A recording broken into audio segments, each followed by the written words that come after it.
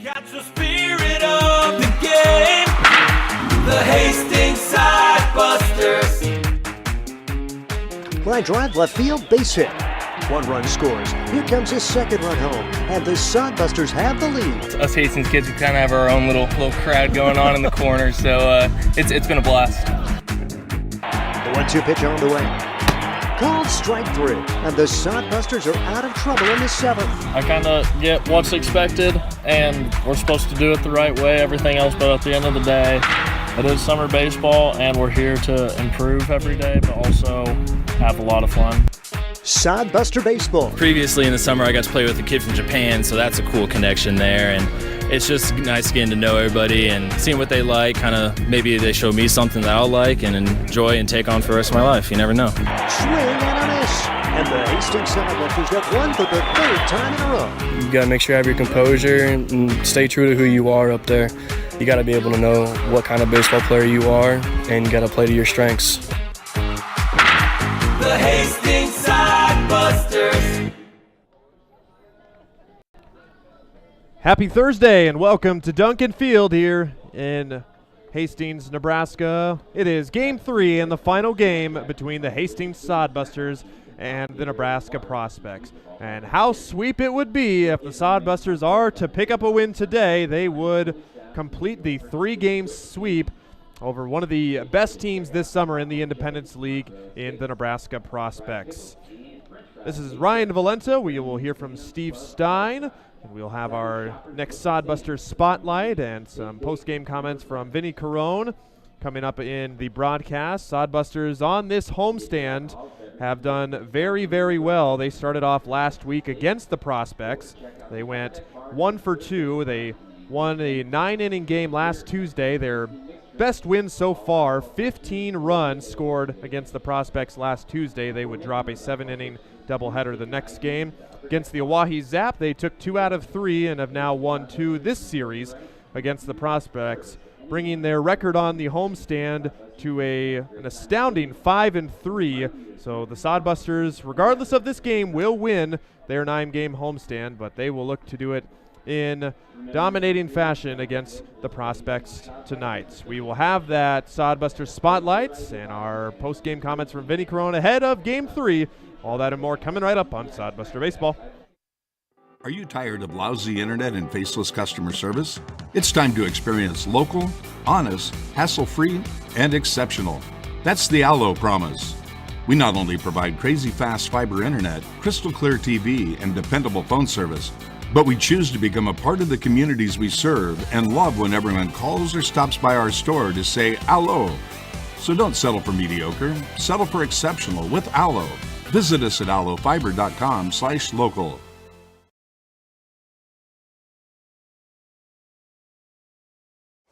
Hi, I'm a baseball umpire. My job can get pretty stressful. I have to keep my eyes open at all times, and if I don't make the right call, people boo me. So to relax, I visit a Nebraska lottery retailer like this one and buy some scratch tickets. It always calms me down. Hey, you cut in line. I did not. All right, you're out of here. Hey, he didn't cut. All right, you're out of here. I feel better already. The Nebraska Lottery. Top prize odds vary by game. Hastings Sod Busters looking for a series sweep against the Nebraska Prospects after a 5-4 win. We heard from pitching coach Vinny Carone. I think emotions are running high after a game like that. It's kind of back and forth. We got to a lead, and they come right back and make it close, and then we push another runner across late to win the game. So obviously really happy. A little bit of a sigh of relief after the tension those last 2 or 3 innings. They've got runners on base, and luckily we were able to get out of it. And talk about the top of the lineup. They at one point were 6-12. They're 6-12 with 6 hits and 12 tries. And you got to a pretty good starter in Braden Curtis. You ended up tagging him for 9 hits and 4 runs. And this is a guy who started against Fred Juden last time, and he was pretty good against her. Talk about the approach at the plate against the familiar starter for you guys.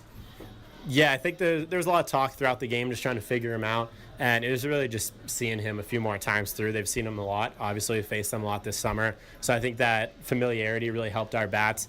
And it was just grinding at bats the whole night. Later in the game, I know we had tying run on second, or winning run on second base, I think, and Xavi just battled off a lot of foul balls. I know that was a different pitcher, but fouled off like 2 or 3, worked it to a 2-2 count, and then delivered a single up the middle. And you can't overstate how big of an at-bat that is. Obviously, it's the winning run, but just to be down 0-2, foul off some pitches, fight until you see a good one, and just depositing it in the outfield to give us the lead. Fred Juden setting the tone. Talk about his start. Yeah, he was great today. Back to the Fred that I saw a little bit earlier in the summer. He's been tweaking some mechanical things, and I think we saw it play out well today because he was throwing strikes and he was throwing hard. And really, I think the key for him was just the consistency with the curveball. He had him really off balance. They weren't picking it up well. They were swinging over it a lot. I think he maybe gave up one hard hit ball off of the curveball, and it was an out. And so that paired with the fastball occasionally really was a good success story for him. So just good to see him come out and execute his pitches better than he has the last couple outings. And as a coaching standpoint, you see that in the 9th inning, you get your leadoff guy out and that unfortunate miscue in center. Talk about the guys, the wherewithal and the grit and tenacity to hunker down and record that last out and not take it to extras and add an extra drama like last night. Yeah, I think that's kind of follows the pitcher. The pitcher can overreact and get upset about that, but Nico just kind of took it. He saw it happen, took a deep breath, and then went and got the next batter. He got behind him a little bit, so maybe it took him a couple pitches, but again, just throwing his curveball for strikes, getting some swings and misses, and then they pinch hit a good hitter, hits the ball hard in play, and Printer just makes a phenomenal play at shortstop, which he's been doing that all summer.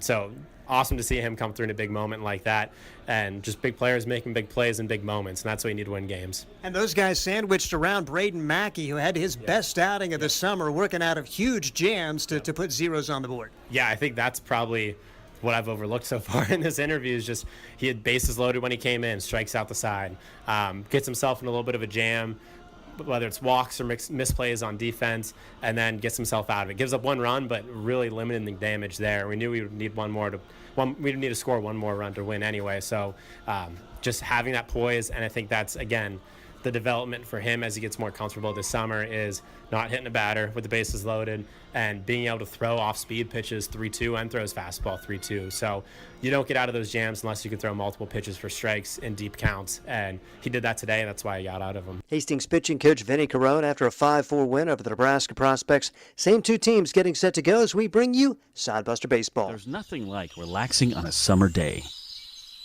Nothing like taking in a Hastings Sod Buster baseball game. And there's nothing like an ice-cold Pepsi to make the day perfect. Pepsi Cola of Hastings wants to make your nothing like be the best day it can be, whatever the occasion. Enjoy your favorite refreshing Pepsi product throughout the Sod Buster season and make your nothing like memories. Pepsi Cola of Hastings, a proud sponsor of Hastings Sod Buster Baseball. Hastings Sod Busters baseball's in full swing, bringing you another fun-filled summer of high-level collegiate woodbat baseball at historic Duncan Field. A great way to spend a summer evening with your families at a Sod Busters baseball game. Go online to HastingsSodBusters.com for their home game schedule or to purchase tickets. Hastings Sod Busters baseball. It's a hit. Got the spirit of the game. The Hastings Sod Busters. Here's the Sod Buster Spotlight as we continue to feature different players. Fred Juden, one of the big fellows from Florida on the squad, coming off perhaps his best outing of the year, as got this team off to a great start against the Nebraska Prospects. Talk a little about your pitching outing today. I've just been working on some stuff. Arm felt good, loose. It was really just trying to command the fastball, curveball, and get ahead with strikes and limit the walks. And you mentioned command. That seemed to be the key term today, not only of your pitches, but you look confident on the mound and you were working quickly. Talk about your tempo, the way you went at it today. Yeah, so I've been playing around with the way I've been warming up, and today I just was feeling real loose, real comfortable on the mound tonight. Putting in the hard work, just trying to figure things out, and as I do that, I'm able to build more confidence in myself and out on the mound and be able to compete a little bit better. And you mentioned the warm-up. What was your routine today, maybe compared to some of the previous outings? So I like to get a good stretch in. I made sure to do a little bit of extra stretching and just really try to make sure my whole body's feeling loose, my hips, everything, and just get ready for the game. We're talking with Fred Juden, who went 5 strong innings to help the Hastings Sod Busters to win over the Nebraska Prospects. Talk about your journey to becoming a Hastings Sod Buster. How did that come to be? So I went to a JUCO in North Carolina for a couple years, and my coach reached out, said we had a school in Nebraska, and that the pitching coach wanted to give us a call. And so me and my brother actually, we talked on the phone with him. He gave us a really good offer, told us about the Hastings Sod Busters, and told us we'd be able to play, get a good amount of innings in, and yeah, we jumped on that deal, and it's been a great time here in Nebraska, having fun. Yeah. And you mentioned having the opportunity to play with Dalton down at that junior college in North Carolina. Did you have in your wildest dreams that you'd be able to pitch again at the next level together? No, yeah. See, that's the one thing. We were kind of trying to figure out if we were going to stick together or go apart, and luckily, thank God it worked out where they needed pitching and they got both of us, so it's going to be a great year. I mean, you went from Florida, and Dalton was saying you guys were in the Northeast for a while, then to North Carolina. Did you ever in your wildest dreams imagine yourself in Nebraska growing up? No, honestly, when I heard about Nebraska, I had to kind of search it up, figure out where I was going. And yeah, it was a long drive, drove 20 hours up here, but it was nice. It's been great. The weather here is great. The people are awesome, and just having a lot of fun.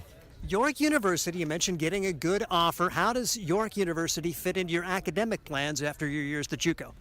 So they have a pretty good psychology program, and that's what I'm looking to major in, psychology. And I'm not sure what I'm gonna do with that degree yet, but I'm just keeping my options open and gonna go for that degree and try to see what I could do with it. And as far as the baseball thing, I mean, you got the big frame, you got all the tools, and do you feel like you're still maybe coming back? I know you had to have a dark year during the COVID year. Are you still maybe trying to get your A game back? Yeah, so it's been tough with the COVID year and everything like that, and going missing a year and then having to come back. But I feel like just figuring things out, just getting better, 1% each day, just keep working hard, and it's been getting there. Yep. Now, you and Dalton, talk about the differences for you guys as pitcher Scott Galush is hazing you. But I always think I asked him about it too. You kind of look alike on the mound, but there's little differences that you guys have in terms of your pitching approaches. Talk about the compare and contrast with you and Dalton. So I think Dalton's always been a great athlete. He's been real smooth, I feel like every sport he's played, he's just been like a natural. And for me, a little bit growing up, I had to work a little bit harder, I felt like, and we just, we're two different athletes, but we both work hard, and that's really all you can ask for. Now, you guys are both good baseball players. I'm sure you get asked this a lot. Big, tall, 6'5". Were you basketballers too, or what other sports did you play growing up, or was it always just baseball? Okay, so actually, our freshman year at JUCO, we played baseball and basketball. So yeah, it was actually a lot. So you know how that is, all the running and whatnot. Yeah, it was a ton of work. 5 a.m. practices, then you go to baseball in the noon, then back at basketball at night, and then had to get up at 5 a.m. and do it all over again. But we ended up stopping basketball our second year and just sticking with baseball, and really just trying to get the best of baseball, put 100% into baseball, and try to see as far as we can go. How in the world did you get academic work done? Now, did you have fall baseball too? Did you go fall baseball, basketball, then spring baseball? Yeah, so we had conditioning during the fall. So I had fall baseball and conditioning for basketball. And it was pretty wild. But luckily, because it was towards the end of COVID, but we were able to take all online classes. So it fit to either get up early in the morning or the little break we had between the 5 a.m. workouts to 12, we'd be able to bang out some schoolwork and stay on top of our classes. Coming all the way to Nebraska, has your family been able to follow you, at least online, or have they been able to visit you here in the Cornhusker State? Oh yeah, shout out my dad. He's been watching every game, He's great. He played in the big leagues, actually. He was drafted by the Astros, and, I look up to him. I just try to compete every day, do the best I can for him, and I know he's watching. I know my mom's watching, grandparents out there watching too, and I'm just trying to compete and get better every day and, show him right. with those kind of genes, I know you're going to be playing at a NAIA school, but sometimes it really doesn't matter where you start; it's where you finish. Is there still a professional dream for you, or is this you just thinking, all right, let's finish out a couple more years and enjoy the game? Oh, 100%. Yeah, me and my brother, we're grinding to get to that professional level. We know what we've got. We're lucky, we're blessed, and we're trying to make the most of it, working hard every day. And I think that's one of the big things. We talked with the coach over at York. They got a nice facility, they got a nice field, and nice weight room. So we're looking to get after it this fall and really try to make some huge jumps. Fred Juden, he is our Sod Buster Spotlight. I'm Steve Stein. Are you tired of lousy internet and faceless customer service? It's time to experience local, honest, hassle-free, and exceptional. That's the Allo promise. We not only provide crazy fast fiber internet, crystal clear TV, and dependable phone service, but we choose to become a part of the communities we serve and love when everyone calls or stops by our store to say Allo. So don't settle for mediocre, settle for exceptional with Allo. Visit us at allofiber.com. Core CPAs is your locally owned, full-service accounting firm. Our team of professionals have years of accounting experience and focus on building in-depth relationships with our clients. Our comprehensive and customized solutions are tailored to your specific needs. We pride ourselves in our commitment to integrity, objectivity, and professionalism. At Core CPAs, we provide tax services, payroll, bookkeeping, assurance and financial reporting, and much more. Visit our website at corecpas.us. We are set to go here at Duncan Field and ahead of first pitch in Game 3 of the Sod Busters versus Prospects here at Duncan Field.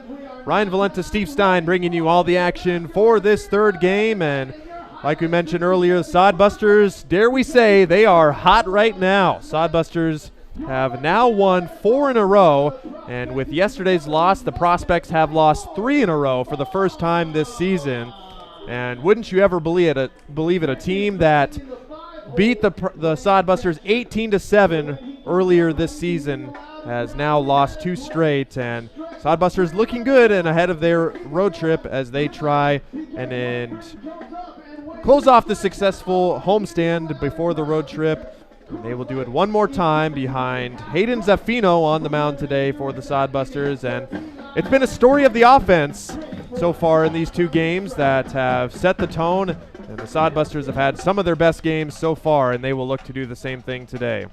Should be a lot of fun as we will bring you the national anthem in advance of today's game and have a band out there. I love when bands come, and now we're going to take you down to the field. The Homeschool Harmonies Concert Band.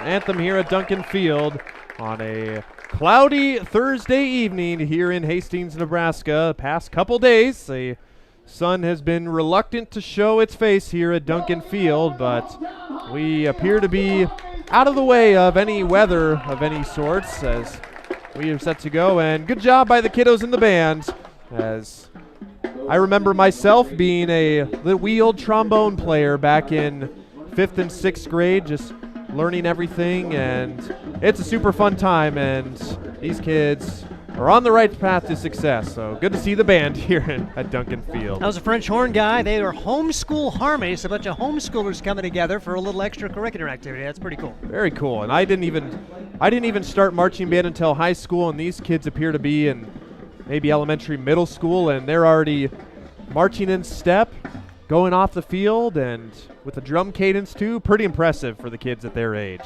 Let's play Sod Buster baseball. Hayden Zaffino on the mound for the Sod Busters.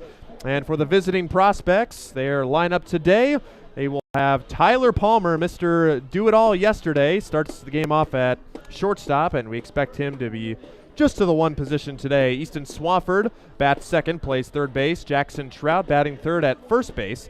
Sid DeMayo, the designated hitter, batting fourth. Britton Bond catching in the 5-hole. Colin Lynham, the left fielder, batting sixth. Trey Mungin, second base, batting seventh. Jackson Meyer batting eighth, playing right field. And Danny Spongberg, getting his first action in this series, will bat ninth and play center field. They go up against Hayden Zaffino, who will make his second start as a Sod Buster. And he was good in his opening role as the Sod Buster opener. He pitched 4 2/3 innings.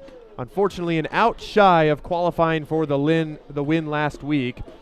He allowed 3 hits, 1 run, 2 walks, and 6 strikeouts. The Erie, Pennsylvania native goes to Mercyhurst College, so nearby our dear pitching coach Vinny Carone was the only spot there today. So Zaffino with a good fastball, good breaking ball, will look to continue his success today against the prospects.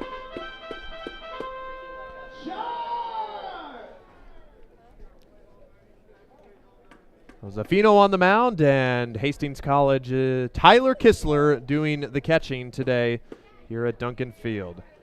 Zaffino from the line, first pitch at 6:37 is down low for ball 1, and it is 1-0. Sod Buster infield and outfield. Outfield from left to right, Kyle Hiltbrand, Lane Shires, and Taylor Gill. Infield, Anthony Chavez, Josh Printer, Marcos Cabranes, and Landon Gaz from third to first base. Thanks for joining us, spending your Thursday evening with us as we wrap up this 9-game homestand before the Sod Busters hit the road this weekend and will travel to Badlands for a 3-game set Friday, Saturday, and Sunday. 1-1 to Palmer, grounded to third. Chavez on a couple hops, toss over to first is in time, and 1 up and 1 down. Good start from Hayden Zaffino. And Anthony Chavez just continues to look more and more comfortable at third base. Very relaxed, knew he had time to get it over there and made a good throw. So a nice start here for the Hastings Sod Busters in the top half of inning number 1. Chavez playing in his third game, just his second start of the series, as he was mostly inactive for the Tuesday game against the Prospects. Easton Swafford swinging first pitch and fouls it down the right side. It is 0-1 to Easton Swafford. Swafford is 2 for 9 on the series with a double. Overall in the 8 games, hitting .231, also with a triple and 2 runs batted in. The 0-1 from Zaffino is outside for ball 1. Swafford played college ball at Crowder College in the spring. Just batted .152 in 15 spring games, doing a lot better. Batting .303 coming into today's game. Count even at 1 apiece. Zaffino to Swafford. Good fastball, and gets the call from our home plate umpire, Jake Yeager, today. Field umpire is Tim Stroman, so they are our umpires for today's contest. Zaffino with the sign. Swafford in the left-handed batter's box. Swings and misses for strike 3. Elevated fastball, Swafford could not lay off, and Zaffino has his first strikeout in the game, and 2 up, 2 down for the Sod Buster starter. 88 miles an hour for the fastball for Zaffino, and a guy who can bring it, and he has really shown that velocity here in his first 2 starts. Next batter is Jackson Trout. Sod Busters have struggled to retire him this series, or at least limit him to effective at-bats. Just 2 for 7 on the series, but has had some big RBIs. Had a 2 RBI hit yesterday to cut the Sod Buster lead to 1. And the Prospects would ultimately tie it before giving up the go-ahead run in the 7th inning. 2-0 to Jackson Trout. Trout, one of the UNO guys on the team.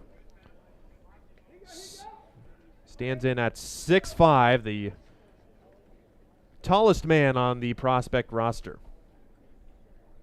2-0 from Zaffino, took something off and gets the wave and a miss from Trout. Count goes to 2-1 now. Good breaking ball at 77 miles per hour from Zaffino. Next pitch to Trout. Fastball's right there for strike 2. Kept peppering that outside part of the plate. Trout perhaps looking for a breaking ball there, but got the fastball. So 2-2. Trout at the plate. Zaffino delivers. And right in there for strike 3. And that is 3 outs in the inning. The Prospects go 1-2-3 with a pair of first inning strikeouts from Hayden Zaffino. Sod Busters will look to get on top first. They're coming up in the bottom of the first.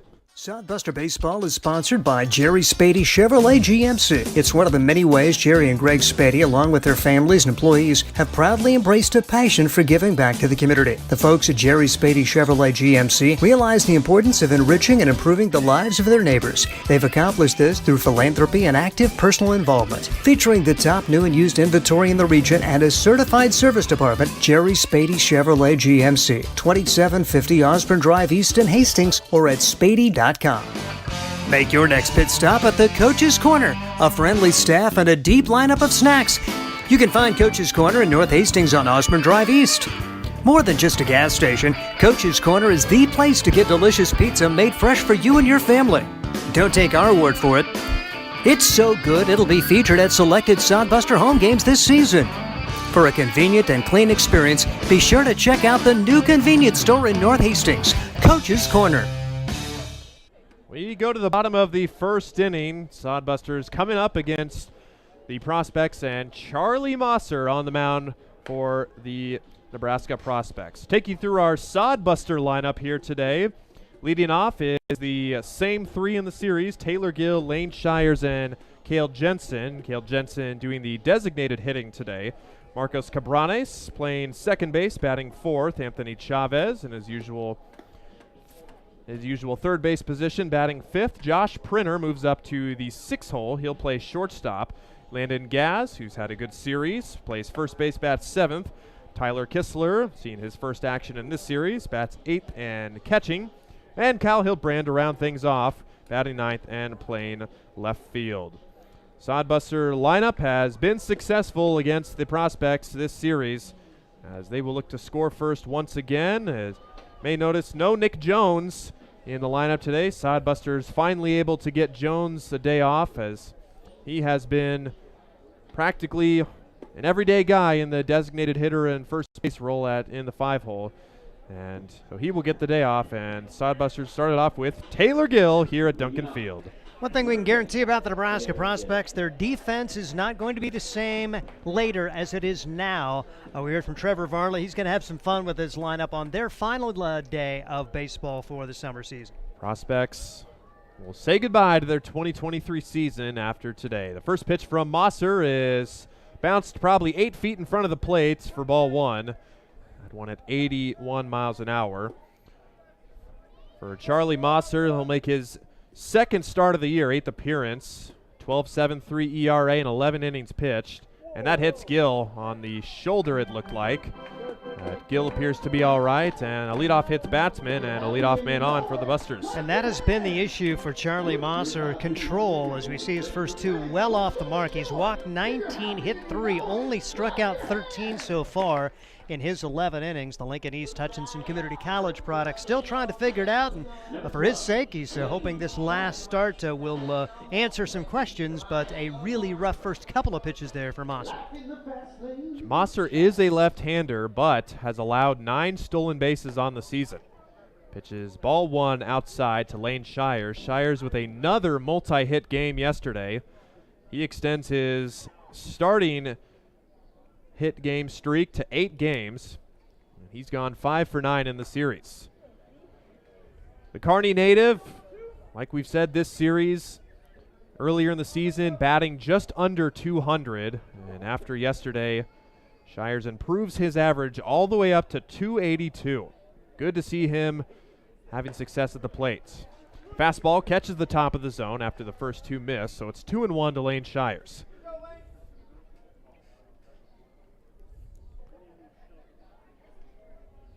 Gill is at first after the leadoff hit by pitch, and they will throw over to check on Gill. He's back in safely. Count remains at 2-1.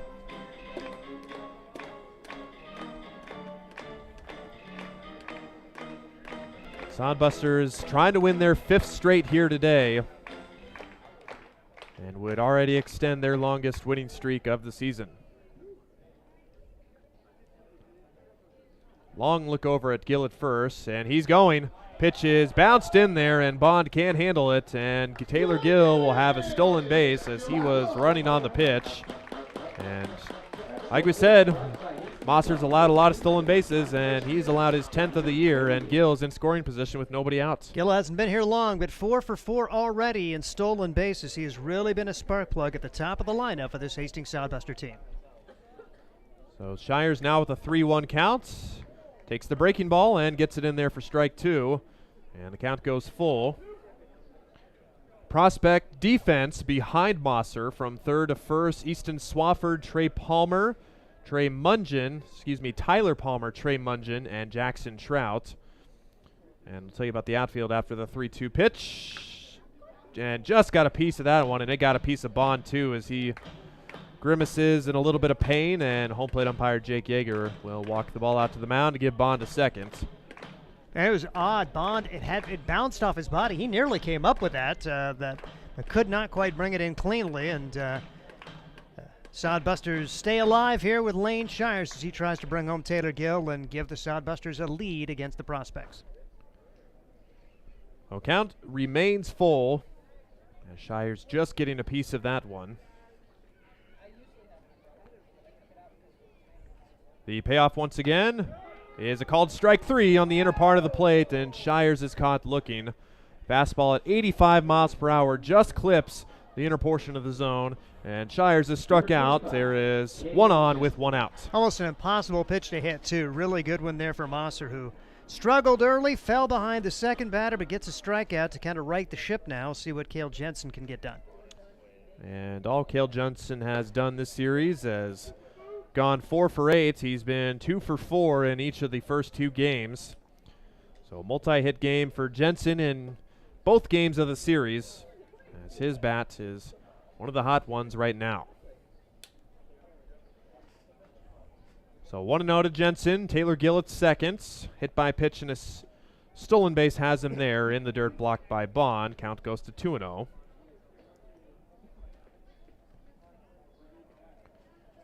Earlier in the season, the Sod Busters and Prospects squared off in each of their first 2 games. The Sod Busters lost by a total of 20 runs combined. They have now won 2 straight and 3 of their last 5 against the Prospects. That was another theme too. There wasn't the hitting that was so bad. It was just that the pitching did not help the bats out at all. 2-1 misses downstairs, and Cale Jensen, the Central City native, has a 3-1 count. And maybe if you get a good fastball here, find some outfield grass and get Gill to scamper home.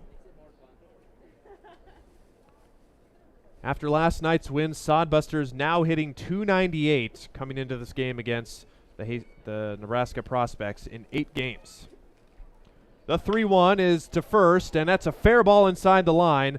And the first baseman, Trout, picks it up himself, takes it over, and Jensen's retired, but Gill moves to third. He's now 90 feet away with 2 outs. Yeah, you mentioned that team batting average against the Prospects. They raised their team average 23 points yesterday, while the Prospects fell 24 points. They're still hitting .306 against the Sod Busters with those Early blowouts, 14-5 and 18-7. They haven't hit under 300 as a team yet this year against the Sod Busters, but we've seen it fall over the last couple days. And this has got to be such a relief for the management, the ownership too. And talking with owner Scott Galusha last night, he said, this is the team I thought I had at the start of the season, and they have really turned it on as of late and have been a really fun ball club to watch this past week.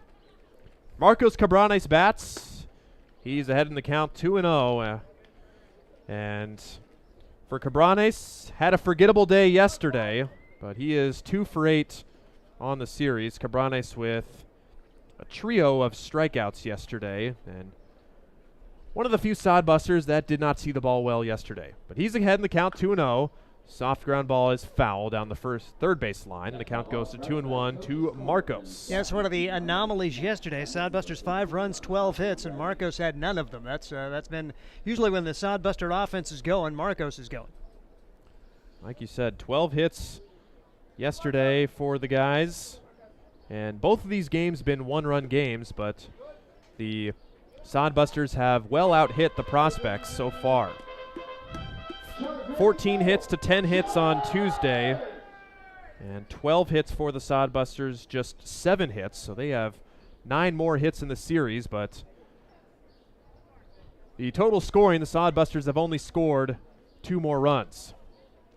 The 3-1 to Cabranes is downstairs for ball 4. Second free pass of the inning for Charlie Mosser, and runners on the corners, and that brings up the man of yesterday's game, Anthony Chavez, who will bat with 2 outs. As a team this year, Hastings has not been good with 2 outs, but Chavez here recently in particular has done the job, including the game-winning RBI, what turned out to be against the Prospects in the 7th inning yesterday. Such a huge situation yesterday. The runner at first, the pitcher Raggi balked the runner to second base as Chavez way over that one, and he's down in the count 0-1, so Chavez perhaps changed his approach at the plate, just had something just a little bit up the middle that ended up getting through and able to score the run. Sod Busters would take the lead in the 7th, and that would be the winner. Cabranes really leaning at first, not going though. Chavez down the right field side, and gets out of play towards the concession stand, and Chavez and the Sod Busters down to their last strike in the first inning. Macy Cabranes go right here, particularly 0-2. Chavez, wouldn't be the worst thing in the world to have him lead off the next inning. Plus you get Cabranes and a rundown. You got great speed at third. It'll be interesting to see if the Sod Busters do send the runner here at 0-2 here in the bottom of the first. Britton Bond behind the plate has not caught a runner this year. Cabranes is going, but no throw, and it's ball 1 outside. So Cabranes steals the base, and for him, he steals his 10th bag of the year and takes over sole possession of the team lead in steals from Josh Printer. So one thing Cabranes did yesterday, did have a stolen base to retie Printer, and now puts Printer back in second. 1-2 again to Chavez to the right side and through for a base hit. Gill comes around to score. Here comes Cabranes. The throw from right field, no, is up the line, and Cabranes almost halfway to home plate through on the anchor. And he's looking at Joel Skipper saying, I thought you were sending me. Perhaps he got a late stop sign, but that throw was up the line. Cabranes likely might have been able to score, but nonetheless, the Sod Busters still get 1, and they take an early 1-0 lead. Yeah, another situation. If you knew how that throw was going to go, you would have had Cabranes home, but that's the way it goes. And Chavez, 2-out magic again, and the Sod Busters runners at the corners again. And here's Josh Printer. Takes strike 1 outside. Printer has been nursing a throwing hand issue over the series, so saw him come on as a defensive replacement in the first game. But he's in the starting lineup today. Second pitch to him is in the dirt, blocked by Bond, and keeps the runners at bay. It's 1-1 with Cabranes at third, Chavez at first with an RBI single as Chavez drives in his 17th run of the year. 1-1 to Printer. Downstairs again, 2-1. And the perhaps lack of control is showing right here for Charlie Mosser as he is missing down low with quite a few of these pitches in the first inning. 26 pitches, 11 strikes for Mosser in the first. Not going to be too pleased with that. 2-1 to Printer. Wave and a miss. Might have taken something off there at 80 miles an hour, so probably did. Might have been a changeup there as Mosser's fastball in the upper 80s, that one at 80. So 2-2. Printer trying to get that second run home. In the dirt again, and it's 3-2. So Mosser having trouble, that one at 77, so went to the breaking ball. You almost wonder if you can eliminate those breaking pitches there or if you want to be sitting dead red fastball here. There's the fastball, and it's inside for ball 4. And second walk of the inning. That puts the bases loaded with 2 outs, and you have Landon Gaz coming up. Glad to see Landon get a chance. He started to see it well the last couple of games. 2 for 4, a double, a run batted in, and a run scored yesterday. So Gaz, kind of a position you like to see him in with the chance to really make this free pass opportunity hurt the Nebraska prospects. Landon Gaz with a big RBI double yesterday. That came in the 4th inning, a pair of extra base hits from the Sod Busters that got over the head of the prospect outfielders. And for Gaz, his was to center field. See if he can replicate that today. Can't on that first swing as he swings and misses at the breaking ball. It's 0-1 to Gaz. Gaz from Moore Park, California, just graduated high school and is a UC Irvine commit. Takes ball 1 upstairs. Gaz was part of the 2022 California Prospect Showcase.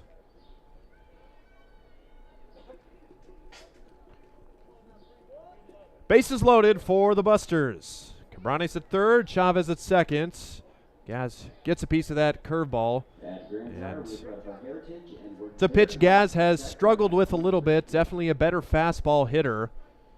Him and a couple guys definitely like the fastball better. And see if he can time one up here. Make Mosser make a mistake and get a few runs home. But he can't do it as he swings and misses over the breaking ball for strike 3 and out number 3. Sod Busters get one home. The leadoff hit by pitch comes around to score, and the Busters hold in early at 1-0 lead. Are you tired of lousy internet and faceless customer service? It's time to experience local, honest, hassle-free, and exceptional. That's the Allo promise. We not only provide crazy fast fiber internet, crystal clear TV, and dependable phone service, but we choose to become a part of the communities we serve and love when everyone calls or stops by our store to say Allo. So don't settle for mediocre, settle for exceptional with Allo. Visit us at allofiber.com/local. Hi, I'm a baseball umpire. My job can get pretty stressful. I have to keep my eyes open at all times, and if I don't make the right call, people boo me. So to relax, I visit a Nebraska lottery retailer like this one and buy some scratch tickets. It always calms me down. Hey, you cut in line. I did not. All right, you're out of here. Hey, he didn't cut. All right, you're out of here. I feel better already. The Nebraska Lottery. Top prize odds vary by game.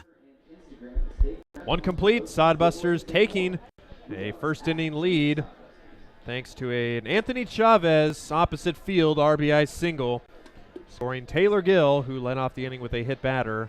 And something that has had the Sod Busters turn the page, Steve, just playing from behind all season, having the other team allowing the 1 run or 2 runs in each of the first few innings. Sod Busters so often played from behind, but this past week they have had their foot on the gas early, and just been great to see the guys come up, show up, and finally been playing some good baseball in this past 2 weeks here at Duncan Field. And can be such a different mentality when you play from ahead. You're allowed to be a little more aggressive on the bases. You can do some more fun things offensively. And so, yeah, it's been really neat to see, and hopefully they can not have to worry about playing from behind today, as already on top 1-0, although you really feel like you had a chance to get a lot more off Mosser with his lack of control, and so you hope that doesn't come back to haunt you as this game wears on. like we know, no lead is safe, and you want to get every opportunity you can against this Prospects team. There's a reason they've won 25 games and have only lost 8 games.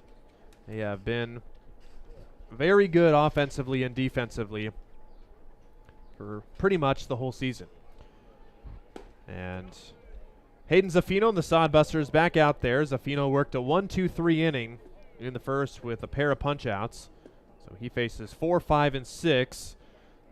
Sid DeMeo, the first obstacle in the way. He's down in the count 2-0. But there's a fastball there, and Zaffino works it back in his favor, 2-1. DeMeo, another UNO product on the team. DeMeo's seen limited playing time. He actually has played a bit for the Mavericks. Another good fastball, and gets a call there too. So 2-2 now. Zaffino also, like Mosser, working in the upper 80s with that fastball. Been one of the higher velo guys on the team, and has provided some much needed relief in his early goings for the Sod Buster pitching staff. 2-2 to DeMeo. Breaking ball is hit in the air to left, but foul. And right by the fans, by the fence over there. And I'd say there's all the bleachers and seats over there, but there's always a pair of fans that bring their lawn chairs and set up in the grass. And if I were them, I'd be doing the same thing. There's nothing like sitting in your own lawn chair at a baseball game. 2-2 to DeMeo is outside for ball 3. Zaffino pulled the fastball just a bit, and the count goes full. Particularly when it's 76 degrees and a light wind. Oh my gosh, does it get any better than this? I feel sorry for you, Arizona. I wish you were here. Central Nebraska, especially during this time of the year, foul ball down the third base side can be one of the most just disgustingly humid and hot and miserable times of the year, but so far we have really avoided that. I can't recall a day that has been 95 or over. It's had a few 90, 91 days, but nothing's been too hot here in Nebraska this summer. 3-2, wave and a miss. 3 consecutive strikeouts for Hayden Zaffino as DeMeo goes down on the breaking ball, and there is 1 out here in the second. All I can say is August is coming, and 2-a-day football, that always seems like when we really get the 100-degree days back to back to back to back. Or if you were like me in high school, the 3-a-days for marching band. Oh. 9 to noon, 1 to 4, and 6 to 9. Oh my gosh. And that was all for 2 weeks straight marching band. That's a Division I marching band right there. There's Britton Bond up at the plate, playing in his second game of the series, 2 for 3, and the Duncan Field beer batter today. The beer batter is struck out 5 games in a row so far, and 1 strike away from continuing that trend. Oahe had a beer batter strike out in every game. The Prospects have obliged in both the first 2 games. So Zaffino way ahead to Britton Bond, and wastes that pitch high, and Bond lays off. It's 1-2. Bond 2 for 3 on the series in limited playing time. On the year against the Sod Busters, still hitting over 300. Line from the big right-hander. Popped up, and this will be in play. Cabranes fading out to shallow center, and he makes the grab for out number 2. And the beer batter pops out, but still plenty of opportunities for Duncan Field fans to take advantage later in the game. But good start so far for Zaffino as he has a strikeout and a pop-out in the second inning. Sod Buster fans are already getting jaded. You know, now that it's a 4-game winning streak, we want the beer batter to strike out every time. You know, a few weeks ago, we were just happy when any out came. Yes. Sod Busters with the 1-0 advantage here in the first inning. Colin Lynham bats, fouls that off. Lynham with limited playing time in this series. He started game 1 and was very good. He went 3 for 5 in game 1, but got a 9th inning pinch hit appearance last night and he was oh so close to tying the game. Same spot where he hit it last night. Printer again, long throw, and Gaz, did he hold the base? No, he did not. Stroman pointing at Gaz for a long time, did not make a call, but finally signaled that Gaz pulled his foot. I think he got some help from Tim Stroman. I think those two, or I think he got some help from Jake Yeager, because Jake came down the line, and I think they kind of pointed at one another, and could you see it better than me? And that's why there was the delay on the call. So the throw from Printer, that was a tough play. Printer going to the backhand, and like I mentioned, in Colin Lynham's pinch hit at bat last night, hit it in an identical spot, but Printer was able to make a sensational play to end the game. This time, the throw was just a little wide, and Gaz not able to keep his foot, so a 2-out base runner for the Prospects. First pitch to Trey Mungin is high for ball 1. Mungin has struggled this series. In 2 games, he's 0 for 6 and has struck out in 5 of those at-bats. Interesting to see how they score that. To me, that's an infield single. I mean, Printer, so far to go. Even though he made the play last night, it's hard to do that every time against a runner like Lynham in a situation like that. And if you had to exchange him, you'll take the play last night to win the game. Oh, yeah. Game changer has it as an error on Landon Gaz. Not sure I agree with that one, Andy No Chase. But we will see if that holds up there. The scoreboard here has it as a hit, and I almost want to put it as a hit too. Foul down the left field side, and the count goes to 2-1 to Trey Mungin. I thought Gaz did a good job of trying to keep his foot on. I mean, it was not only in the dirt, but Landon had to really stretch out for it. But yeah. It's academic, and it will be academic if Zaffino can find a way to get Trey Mungin down.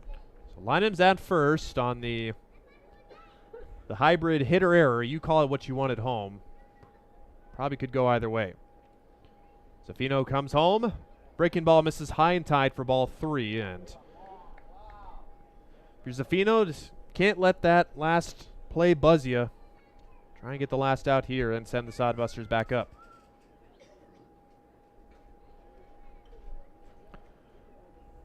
So Mungin in the driver's seat, 3-1, and takes ball 4 in the dirt.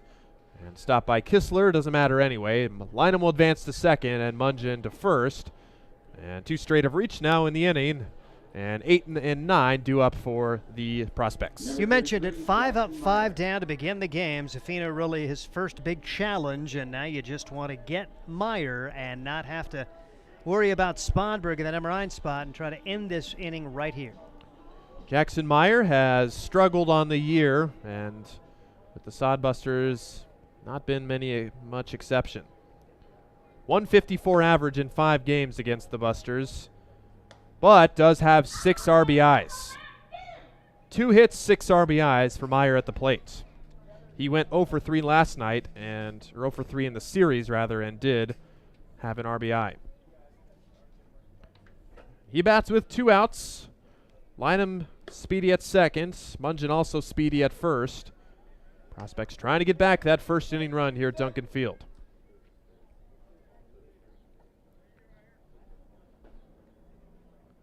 Sod Busters had struggled at home all year, but they have found it as of late. Now with 7 wins at home, after they were only able to muster 2 wins in the first half of the season at home.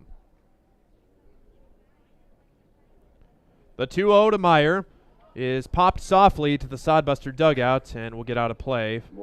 And strike 1 to Jackson Meyer. Meyer, an Omaha native, plays college ball at Northern Colorado. Da Bears.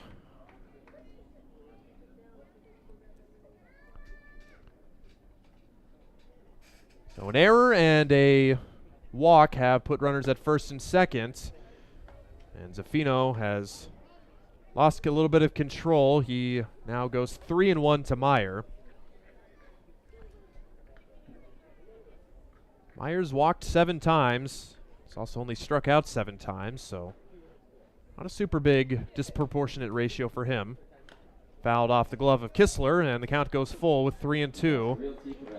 And with runners on first and second, they will get an early jump. And any base hit will likely score the first run for the Prospects. Get him right here. See if you can do it. Put it over the plates. Plenty of field to work with here at Duncan Field.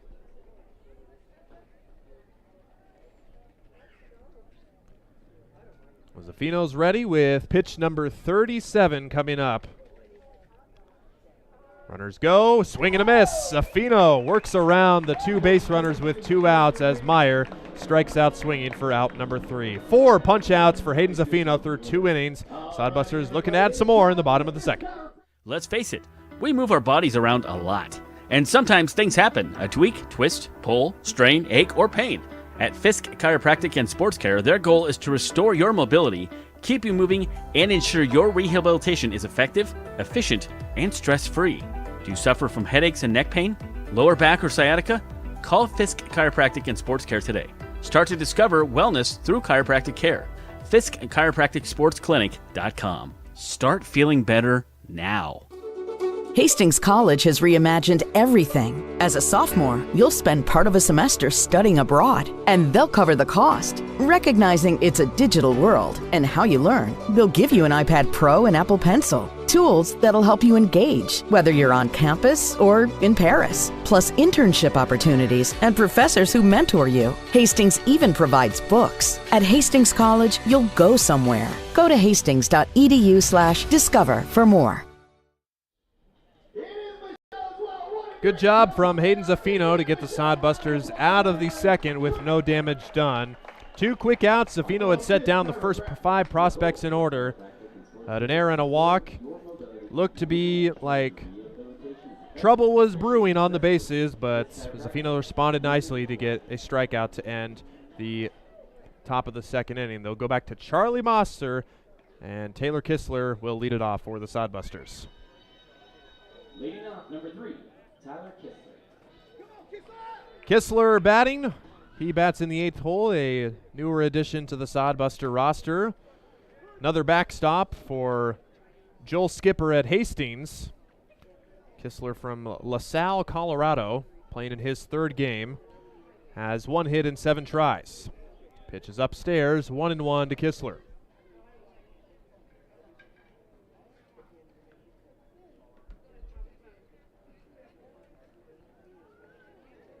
Outside for ball 2, and it is 2-1. Steve might have mentioned this earlier, is something about raising the team average, but for a team that had such different road and home splits, they have pretty much evened them out here in the past 8 games. At one point, the Sod Busters were hitting about 40 to 50 points better on the road. They now hit 252 at home and 256 on the road, so just slightly better. Fouled off to the right side, and the count goes full to Tyler Kistler.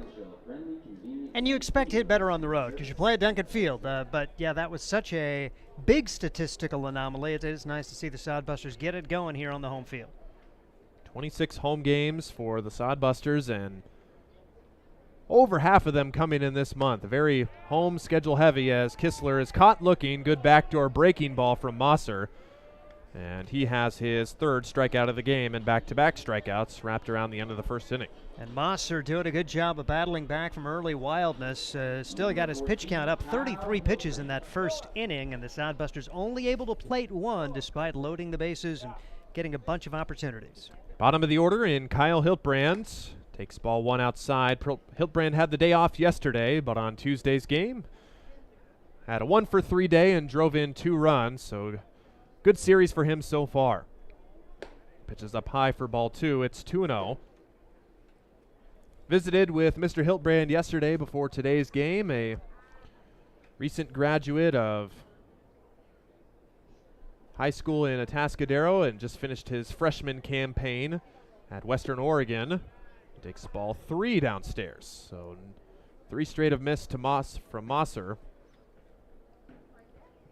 Cool story about Kyle. He's a digital media kind of guy and even has his own little portfolios. He squares to bunt but pulls back for ball 4 and tosses the bat and will head down to first base on a 4-pitch walk. Turns the order over, and now you've got Gill, Shires, and Jensen trying to deliver that 1-out base runner. Taylor Gill's been excellent in his time as a Sod Buster so far. Big lead at Hildbrand at first and in there safely. Strange to see the getting such a big lead at first, especially with a left-hander on the mound. And Hildbrand way off of first base, not going. And taking ball 2 is Gill outside, so Mosser has missed with 6 straight. Almost reminds me of a former MLB left-handed pitcher, John Lester. John Lester played so many different teams, but his flaw was he could not throw over to first base no matter what. The left-handed move, couldn't do it. Stepping off, couldn't do it. He had a couple moments. Opponents knew this, and perhaps something similar here, but Hildbrand with a much more modest lead at first with 3-0 counts. And Gill takes one right down the gut for strike 1.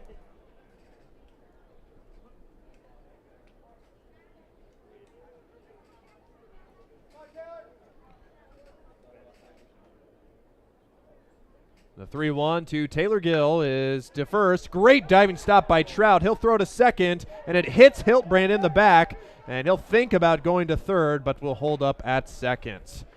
Throw might have gotten him there with a good throw, but Jackson Trout went to a knee, had no choice but just to wing it over and could not get it around Hildbrand. And he advances to second on the fielder's choice, and Gill's retired at first. Tough luck for Taylor Gill. Really well struck. Jackson Trout, great play. I was thinking second and third, one out, and nearly a double play. Trout made the proper play, got the sure out, but now the Sod Busters with a runner in scoring position and 2 men out. And this is the guy that's done it at the plate this series, Lane Shires. Lane Shires is now 5 for 10 in the series with a double, and he has an 8-game hitting streak today. So Hildbrand at second, representing run number 2 for the Sod Busters. A big wave and a miss for Shires. Actually got a piece of it, and the count goes to 1-1.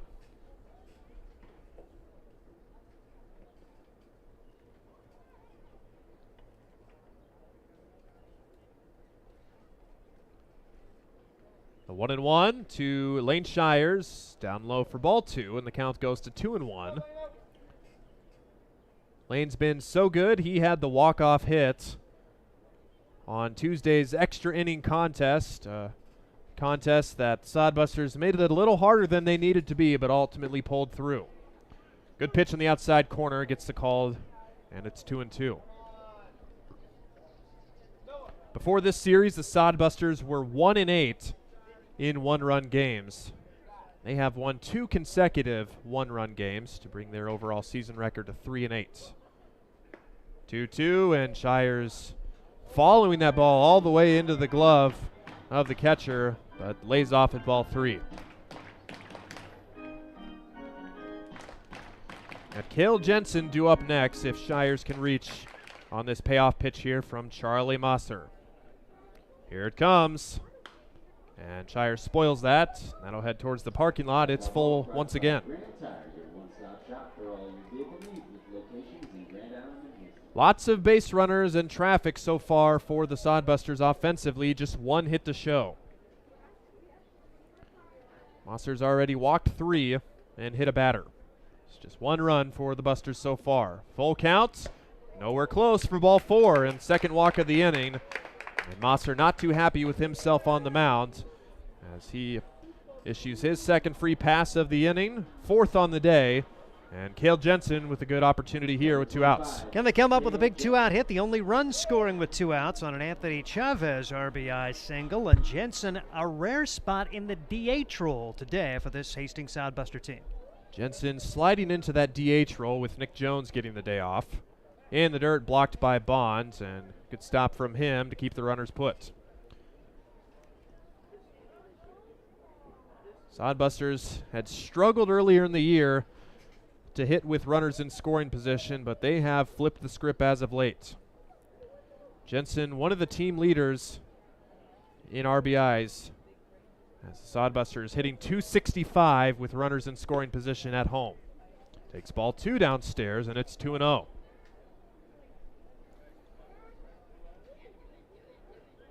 Jensen raised his average yesterday to 287 with a multi-hit game.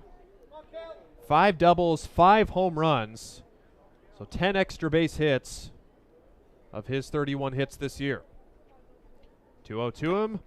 Breaking ball and gets the call for strike one. High and tight, but just caught a piece of the zone there.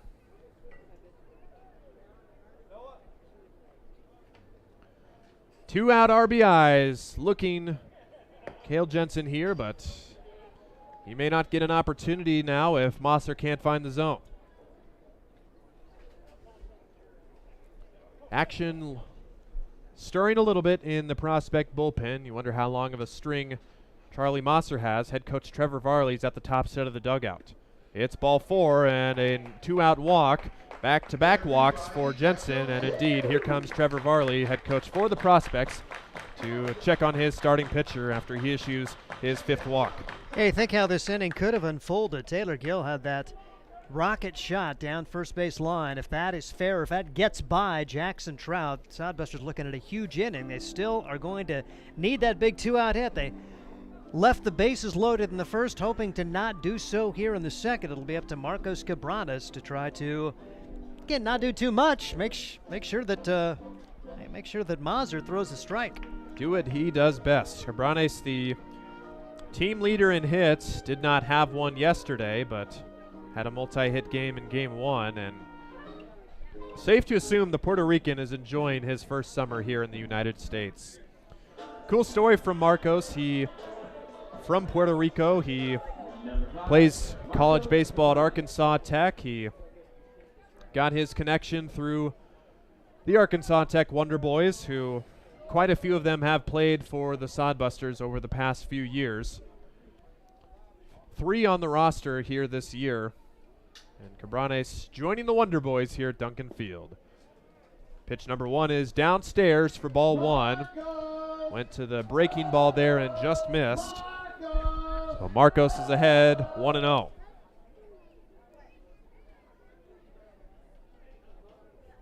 The 1-0. Downstairs for ball 2, and Mosser not missing by much down there, but not close enough. I didn't get to mention it yesterday. It was a National Hot Dog Day yesterday. And speaking of hot dogs, as Cabranes takes ball 3 up high, Marcos's preferred hot dog toppings is ketchup and nacho cheese. Not one or the other, but together. All right. Something that I said I needed to try this season and still haven't, but if you think about it, it's like a cheeseburger kind of, right? And Cabranes walks on 4 straight, an RBI walk for Cabranes. And Mosser just cannot find the zone right now. He has issued 3 consecutive walks, and the Sod Busters lead 2-0. So it probably would be nacho first choice. Well, toppings. So, yes, yeah, I think so. Yeah.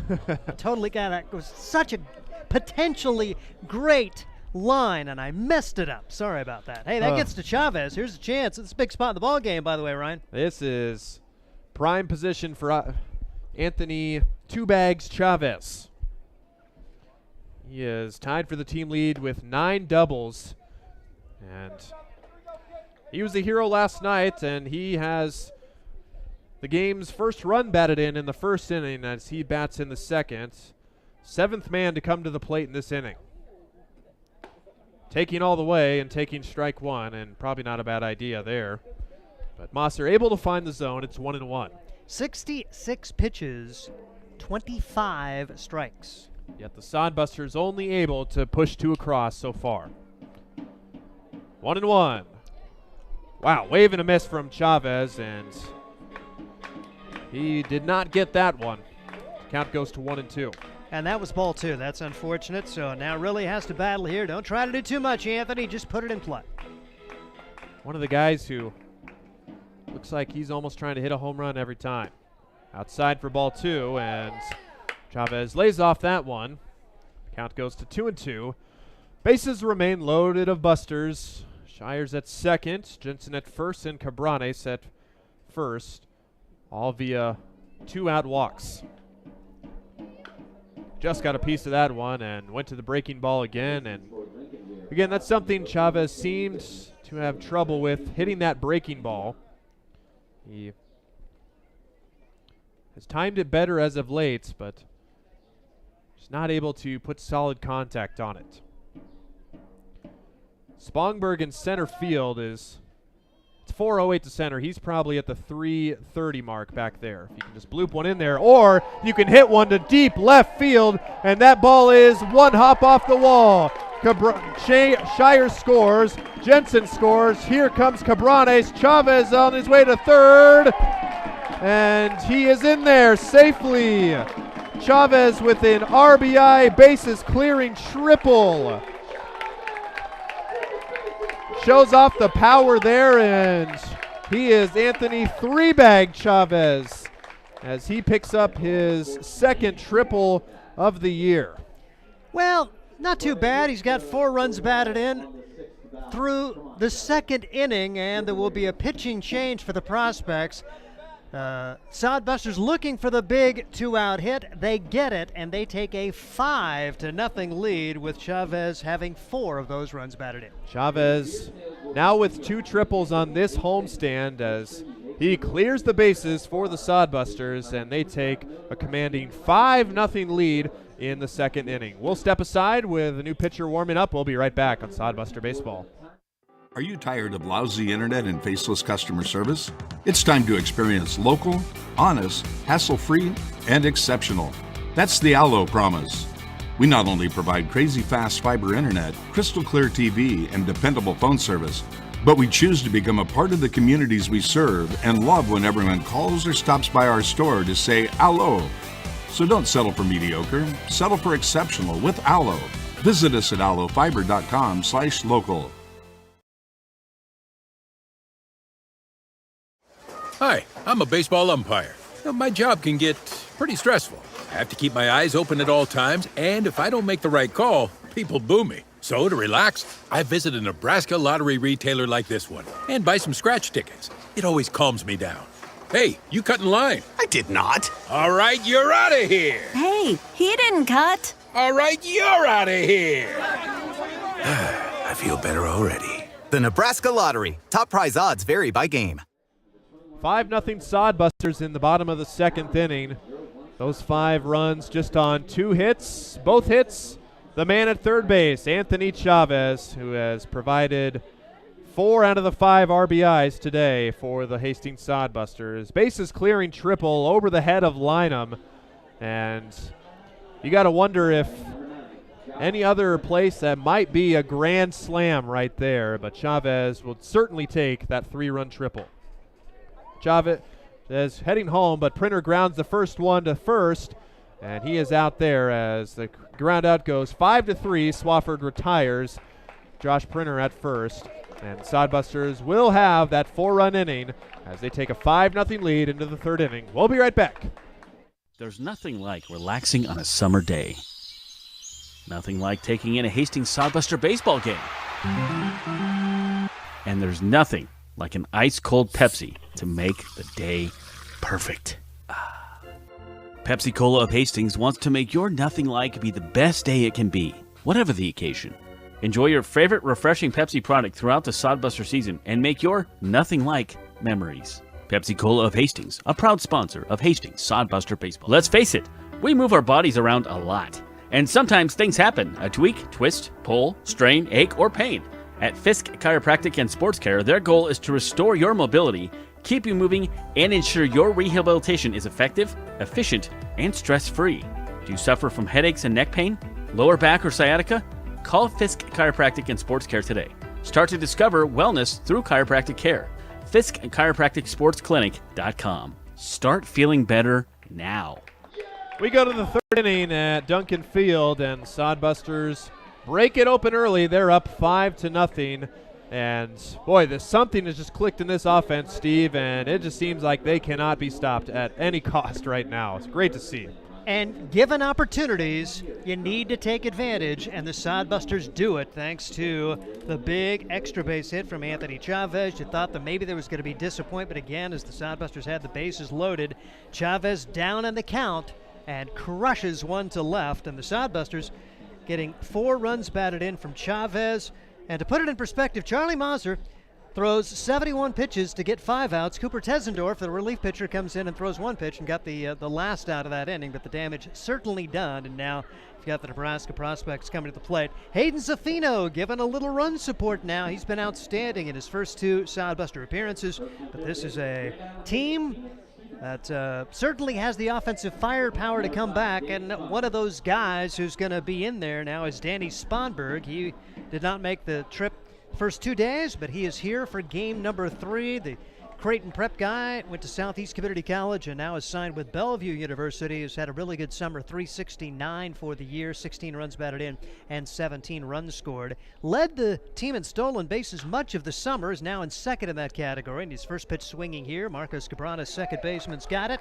1 pitch, 1 out. Danny Sponberg goes down. He has hit Hastings pretty well this year, 6 out of 21, but 0 for 1 today as we go back to the top of the order with Tyler Palmer, Mr. Let's Play all the positions for this Nebraska prospects team. And that's a good start for Zaffino, able to retire the leadoff man for the 3rd inning in a row, and that gives you so much more confidence as a pitcher, pitching with nobody on and 1 out. Love to put a big 0 on the board right here and just keep the momentum on your side. Does throw a first pitch ball to Tyler Palmer. 1 ball and no strikes on Tyler. Really neat for the head coach, Trevor Varley, to give Tyler the opportunity to do that. Didn't think he was going to make his way all the way around the field because Sod Busters had the lead in the 8th inning, but they brought in Palmer to get the final out. So he pitched there to 2 batters in the 8th inning. And he swings at this one. It's a pop-up short center field. Guys converging, and it's Josh Printer, the shortstop, to make the play. 2 quick outs. Excellent job here for Hayden Zaffino in the 3rd to throw strikes and get outs. Yeah, good read by everybody involved there just to get to that ball and not make it harder than it needs to be, especially with the overcast sky and the lights on. You could lose a ball in the clouds and the lights momentarily, but everybody got there and made the play. Easton Swafford up now. He's the 2-hitter in the hole. He was the first strikeout victim for Zaffino back in the 1st, and he takes high inside for ball 1. Number 1, Zaffino getting a break in the dugout for quite some time after the Sod Busters would send 8 to the plate, and Zaffino coming off that 25-pitch second inning, so hopefully making quick work of the prospects here in the 3rd. That would be really nice as he tries to work a little deeper into the game this time. Had an outstanding start against Oahe, but a no decision for him as he ended up working 4 2/3 of an inning.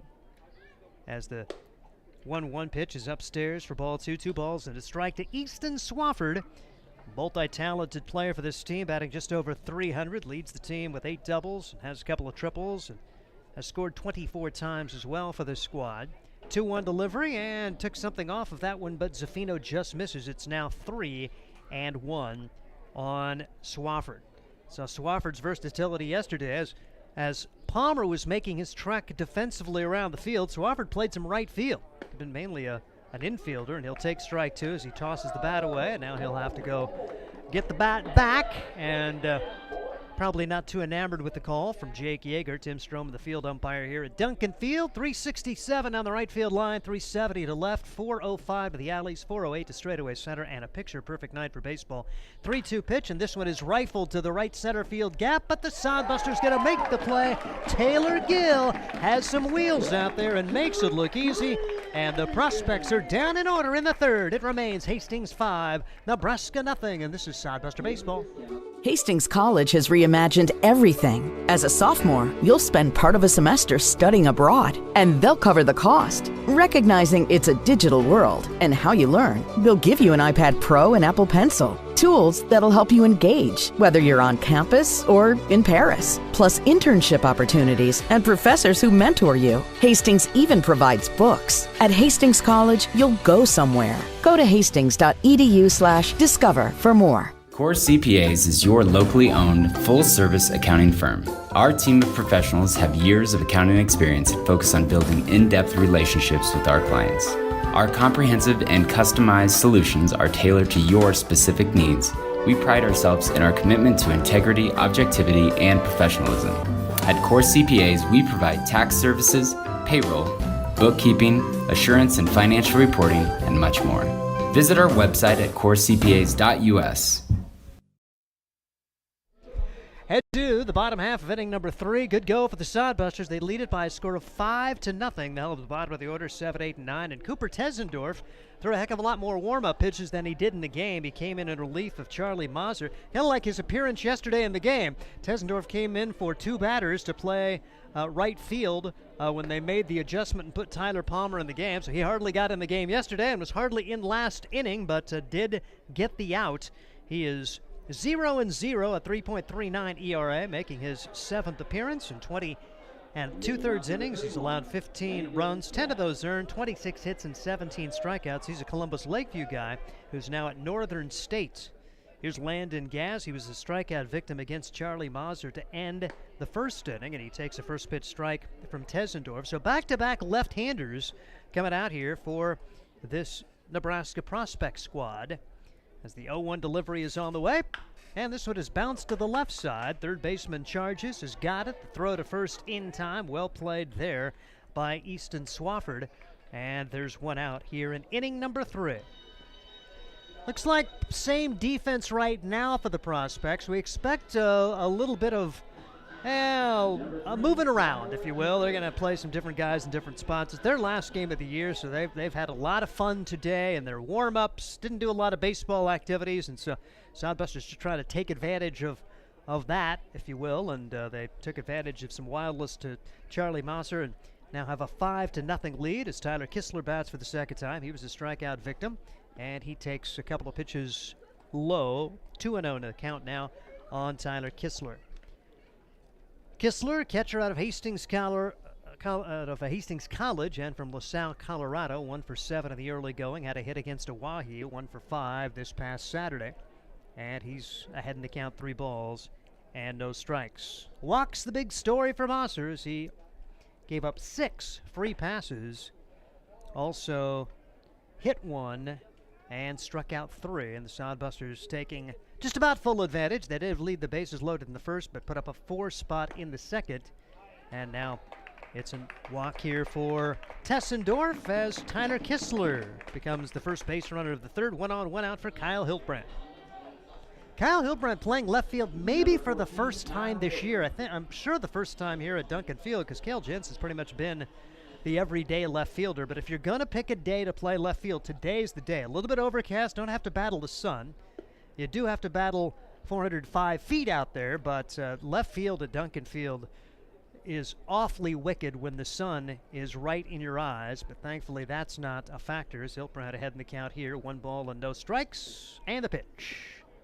Takes this one down low, 2 balls and no strikes. Great interview that Ryan did with Kyle, revealing a lot of his background. He is a business major and eventually wants to get into sports media.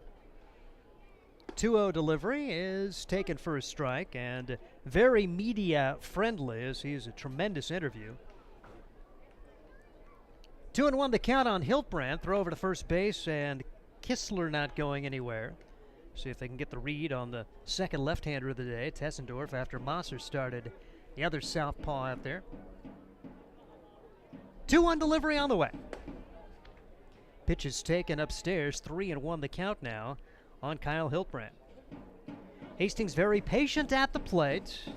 Haven't tried to do too much. The only guy swinging it, Anthony Chavez, with both of the Sod Buster hits and 4 of the runs batted in. Hiltbrand takes this one down the right field line. That is trouble, and that's going to go clear into the corner.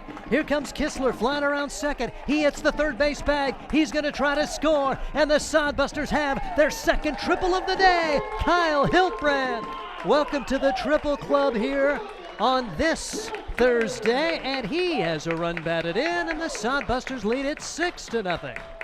Hiltbrand, a right-handed batter, showing off the opposite field power, and you can tell Meyer out in right field was not expecting a ball, let alone a hard-hit ball his way. And in that interview yesterday, talked with Kyle, asked him, like, what's his approach to Duncan Field? He says, I don't know, it's still just try and swing it and hit it as far and hard as I can, and he did that right there. Yeah, that worked out well for him. Now back to the top of the order, Taylor Gill trying to bring home a run from third with less than 2 outs. 6-0 a score. Hiltbrand takes it the other way, but foul down the left field line as Taylor Gill's been outstanding since joining the Sod Busters. He was hit by a pitch, stole the base, and scored a run back in inning number 1 on the RBI single from Chavez. 0-2 pitch is in the dirt. Here comes the run home, and the Sod Busters lead it by a touchdown here early on. Hiltbrand scores the 7th run of the game, so bases empty for Taylor Gill. And what a start here for Hastings as they try for their first 3-game sweep of the season, coming against the best team in the Independence League as the squad from Nebraska, 25-8. They're 11-5 in second half competition, but Sod Busters trying to put a sour end to their season with a 3-game sweep here in Hastings.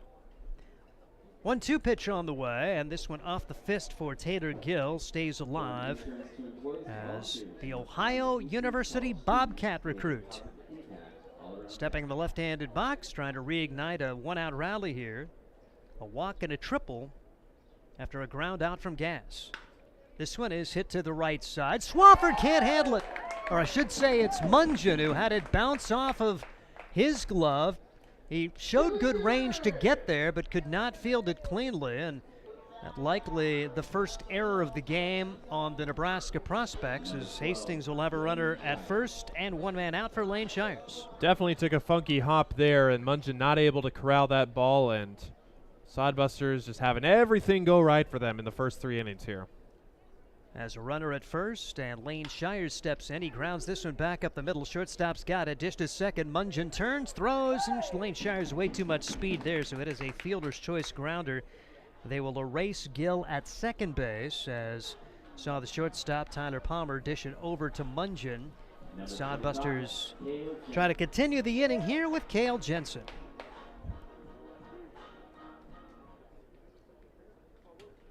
Sod Busters putting up a 4 spot in the second. They've scored in every inning as they get 2 more on the board here in the third and trying to keep it going.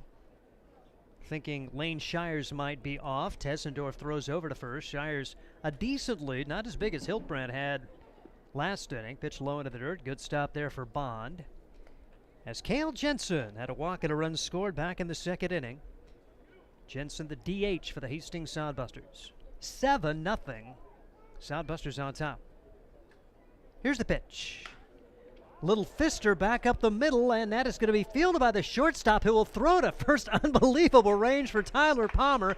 He was 4 steps on the second base side and made a good throw to get a fairly speedy Cale Jensen.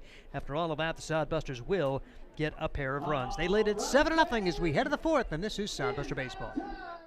Sod Buster Baseball is sponsored by Jerry Spady Chevrolet GMC. It's one of the many ways Jerry and Greg Spady, along with their families and employees, have proudly embraced a passion for giving back to the community. The folks at Jerry Spady Chevrolet GMC realize the importance of enriching and improving the lives of their neighbors. They've accomplished this through philanthropy and active personal involvement. Featuring the top new and used inventory in the region and a certified service department, Jerry Spady Chevrolet GMC, 2750 Osborne Drive East in Hastings, or at Spady. Make your next pit stop at the Coach's Corner, a friendly staff and a deep lineup of snacks. You can find Coach's Corner in North Hastings on Osborne Drive East. More than just a gas station, Coach's Corner is the place to get delicious pizza made fresh for you and your family. Don't take our word for it. It's so good it'll be featured at selected Sod Buster home games this season. For a convenient and clean experience, be sure to check out the new convenience store in North Hastings, Coach's Corner.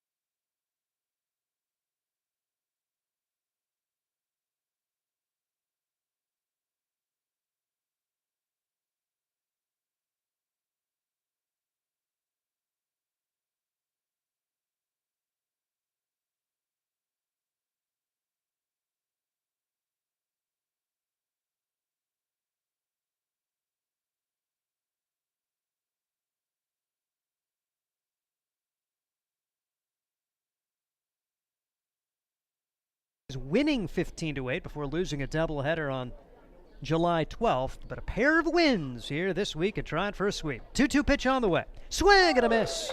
Zofino comes back to strike out Mungian, and after all of that, just 1 run allowed. 1 run on 2 hits, 1 man left, and way to the bottom half of inning number 4. It's 7-1 Sod Busters. This is Sod Buster Baseball. Are you tired of lousy internet and faceless customer service? It's time to experience local, honest, hassle-free, and exceptional. That's the Allo promise. We not only provide crazy fast fiber internet, crystal clear TV, and dependable phone service, but we choose to become a part of the communities we serve and love when everyone calls or stops by our store to say Allo. So don't settle for mediocre, settle for exceptional with Allo. Visit us at allofiber.com/local. Hi, I'm a baseball umpire. My job can get pretty stressful. I have to keep my eyes open at all times, and if I don't make the right call, people boo me. So to relax, I visit a Nebraska lottery retailer like this one and buy some scratch tickets. It always calms me down. Hey, you cut in line. I did not. All right, you're out of here. Hey, he didn't cut. All right, you're out of here. I feel better already. The Nebraska Lottery. Top prize odds vary by game.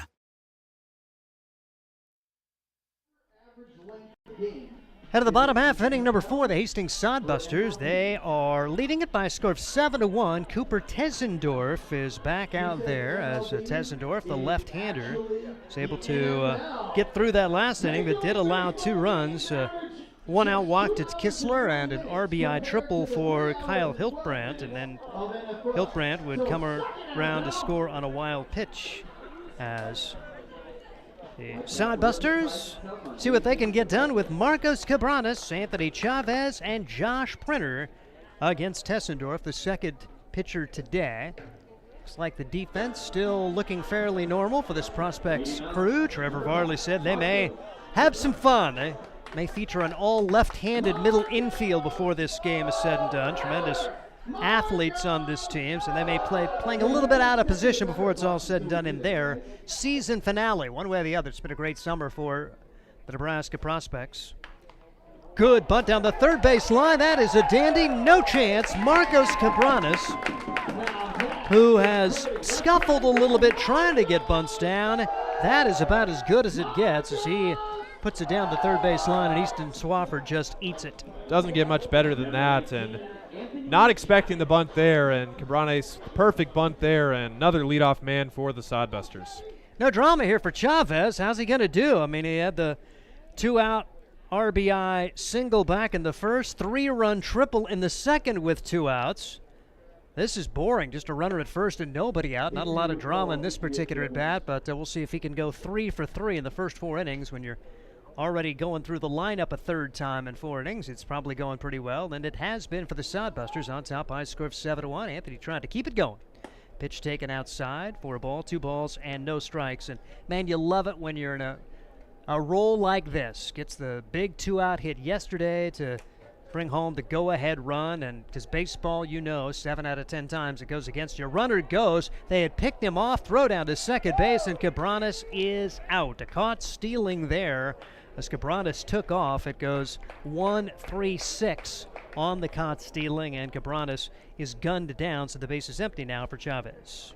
So unlike Mosser, a pitcher there, Tessendorf, much better move there, and Cabranes was running on first move, and unfortunately he guessed wrong right there.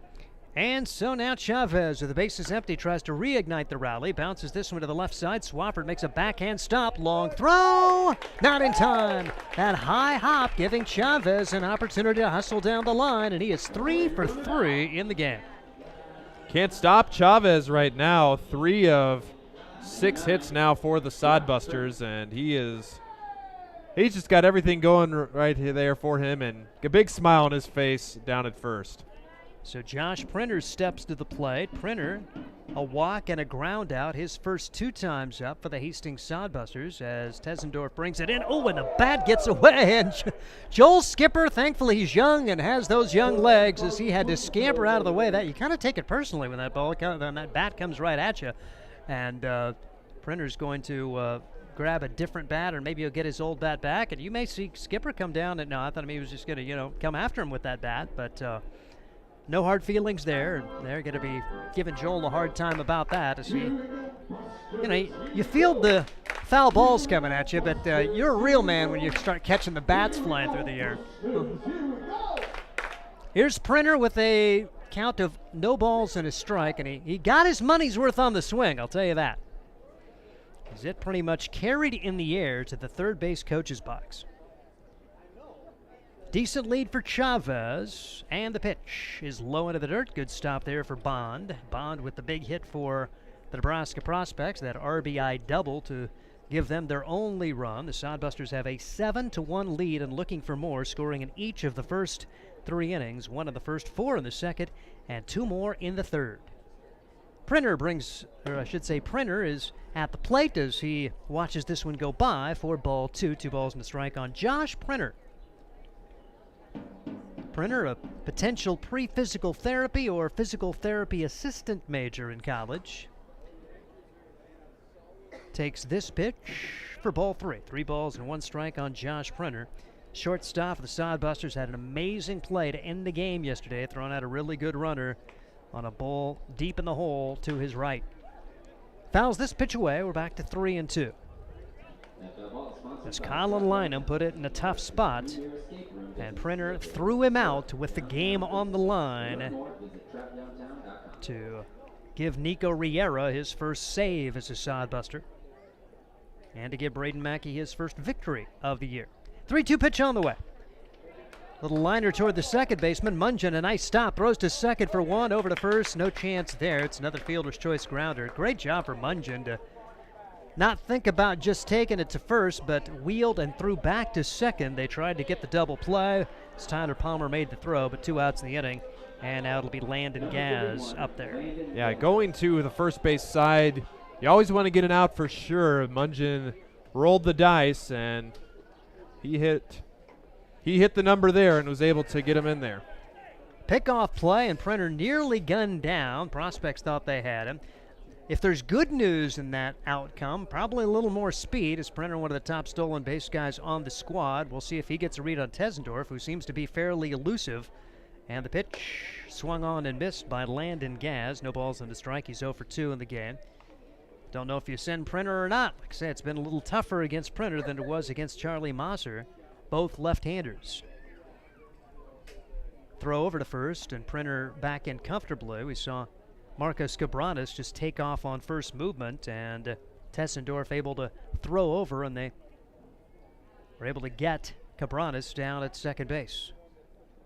Here's the 0-1 delivery. Landon Gaz didn't mean to offer at it and did not. He's able to check his swing. According to the field umpire, Tim Stroman, as they did appeal. Jake Yeager is the home plate umpire here today at Duncan Field. Good 2-man crew on a 78-degree day at Duncan Field with the wind blowing in lightly from center field. Doesn't get much better here in July.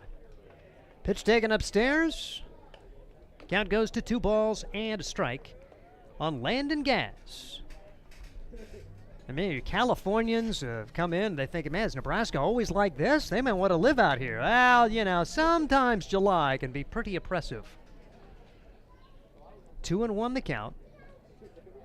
2 outs. Sod Busters on top 7-1. This pitch low. Bond with a good stop, but it's now 3-1. Anthony Chavez beat out an infield single. Marcos Cabranes had an infield single before being caught stealing. 2 hits in the inning, but nothing to show for it, and the pitch is over for a strike. 3-2 on Landon Gaz. Runner at first, 2 outs. Sod Busters have gotten the opportunities with 2 outs. Chavez an RBI single. Chavez a 3-run triple his first 2 at-bats. Runner goes on 3-2, and this one is popped out of play. Gaz will get another crack at it. Gaz, one of those Californians on the team. Landon, going to be a UC Irvine anteater. Potential business major in college. Hitting .259 against Nebraska, including a multi-hit game yesterday. 2 for 4 with an RBI and a run scored. And that double, which went over the center fielder's head, takes ball 4. Sod Busters still working here in the 4th inning. They've scored in every inning and looking to do so here in the 4th. And Tyler Kistler tries to keep it going for the Hastings Sod Busters. So Tessendorf seeing his pitch count mount a little bit, as Tessendorf now has thrown 38 pitches after Charlie Mazur threw 70. Meanwhile, the Sod Busters, Zaffino with 62 pitches thrown. Will he be back out there for the 5th inning? No action of the bullpen, so the early returns are that yes, indeed, he will be, and they have a chance to qualify for the win. Here's the pitch. Down low for a ball. The question is, how big will the lead be? Can they tack on a few more? Those tack-on runs can loom large as the game winds down, and Hastings already on top 7-1, trying to at least get that run back that they gave up in the top of the 4th. Runner goes from second base and no throw. Tessendorf has been so good looking to first, didn't pay any attention to Josh Printer, and Printer swipes third base. And now the Sod Busters will have runners at the corners now with 2 outs and a 2-0 count. I don't think Printer liked that Cabranes took the steal lead from him, so he wanted to get it right back. And Marcos can't lead the team in every category. Nope. You know, he's been battling out with doubles with Chavez, battling out with stolen bases. Quick throw over to first. Gaz back in safely with the Sod Busters. Roll the dice here and put Gaz in motion, see if they could swipe one at home. It'll be interesting to see what they do now. Kistler at the plate, 2-1 the count his way. Wheels are returning, runner does not go. The pitch is taken for a strike. 2 balls, 2 strikes now, and Tyler Kistler may do that in a different part in the batting order with a different base runner at first, but let's see what Hastings does right here. 2-2, 2 outs, the pitch. Bouncing ball through the first baseman's legs, and everybody's going to be safe. A run will score. They've been so good at first throughout this series, but Jackson Trout just could not get the glove down that time. He's made some really tough plays during his Nebraska Prospects days, but that time just could not get the glove down in time. That is an error, and the Sod Busters do get a tack-on run here in the 4th inning, and there will be a pitching change made. Let's take a break. Sod Busters lead it by a score of 8-1, and this is Sod Buster Baseball. There's nothing like relaxing on a summer day. Nothing like taking in a Hastings Sod Buster baseball game. And there's nothing like an ice-cold Pepsi to make the day perfect. Pepsi Cola of Hastings wants to make your nothing like be the best day it can be, whatever the occasion. Enjoy your favorite refreshing Pepsi product throughout the Sod Buster season and make your nothing like memories. Pepsi Cola of Hastings, a proud sponsor of Hastings Sod Buster Baseball. Hastings Sod Busters baseball's in full swing, bringing you another fun-filled summer of high-level collegiate woodbat baseball at historic Duncan Field. A great way to spend a summer evening with your families at a Sod Busters baseball game. Go online to HastingsSodBusters.com for their home game schedule or to purchase tickets. Hastings Sod Busters Baseball. It's a hit. Got the spirit of the game. The Hastings Sod Busters. Busters have taken the lead 8-1 now as Tyler Kistler bounces one through the legs of Jackson Trout. Sod Busters have Printer scoring from third. Landon Gaz ends up at third base, and Hastings extends the lead, and now we'll see a right-hander come in. It's Truett Luth, 6'4", 220-pounder out of Elkhorn South. He's another UNO guy. No record, a 2.03 ERA, making his 9th appearance. In 10 1/3, he's allowed 5 runs, 3 of those earned. He has allowed 7 hits, struck out 16, walked 8, and hit 2. Hastings does get the run back, and they don't want to settle for that as Kyle Hiltbrand, who's had a really good day, will try to really make that last play hurt this Nebraska prospect squad. Yeah, Hiltbrand really kept the line moving in the 3rd inning as he had that RBI triple. So he is got it going at the plate now, and he looks to continue his success. And why not tack on a few more runs, get some more, just give the bullpen some room to work with, and keep it going here into this weekend series.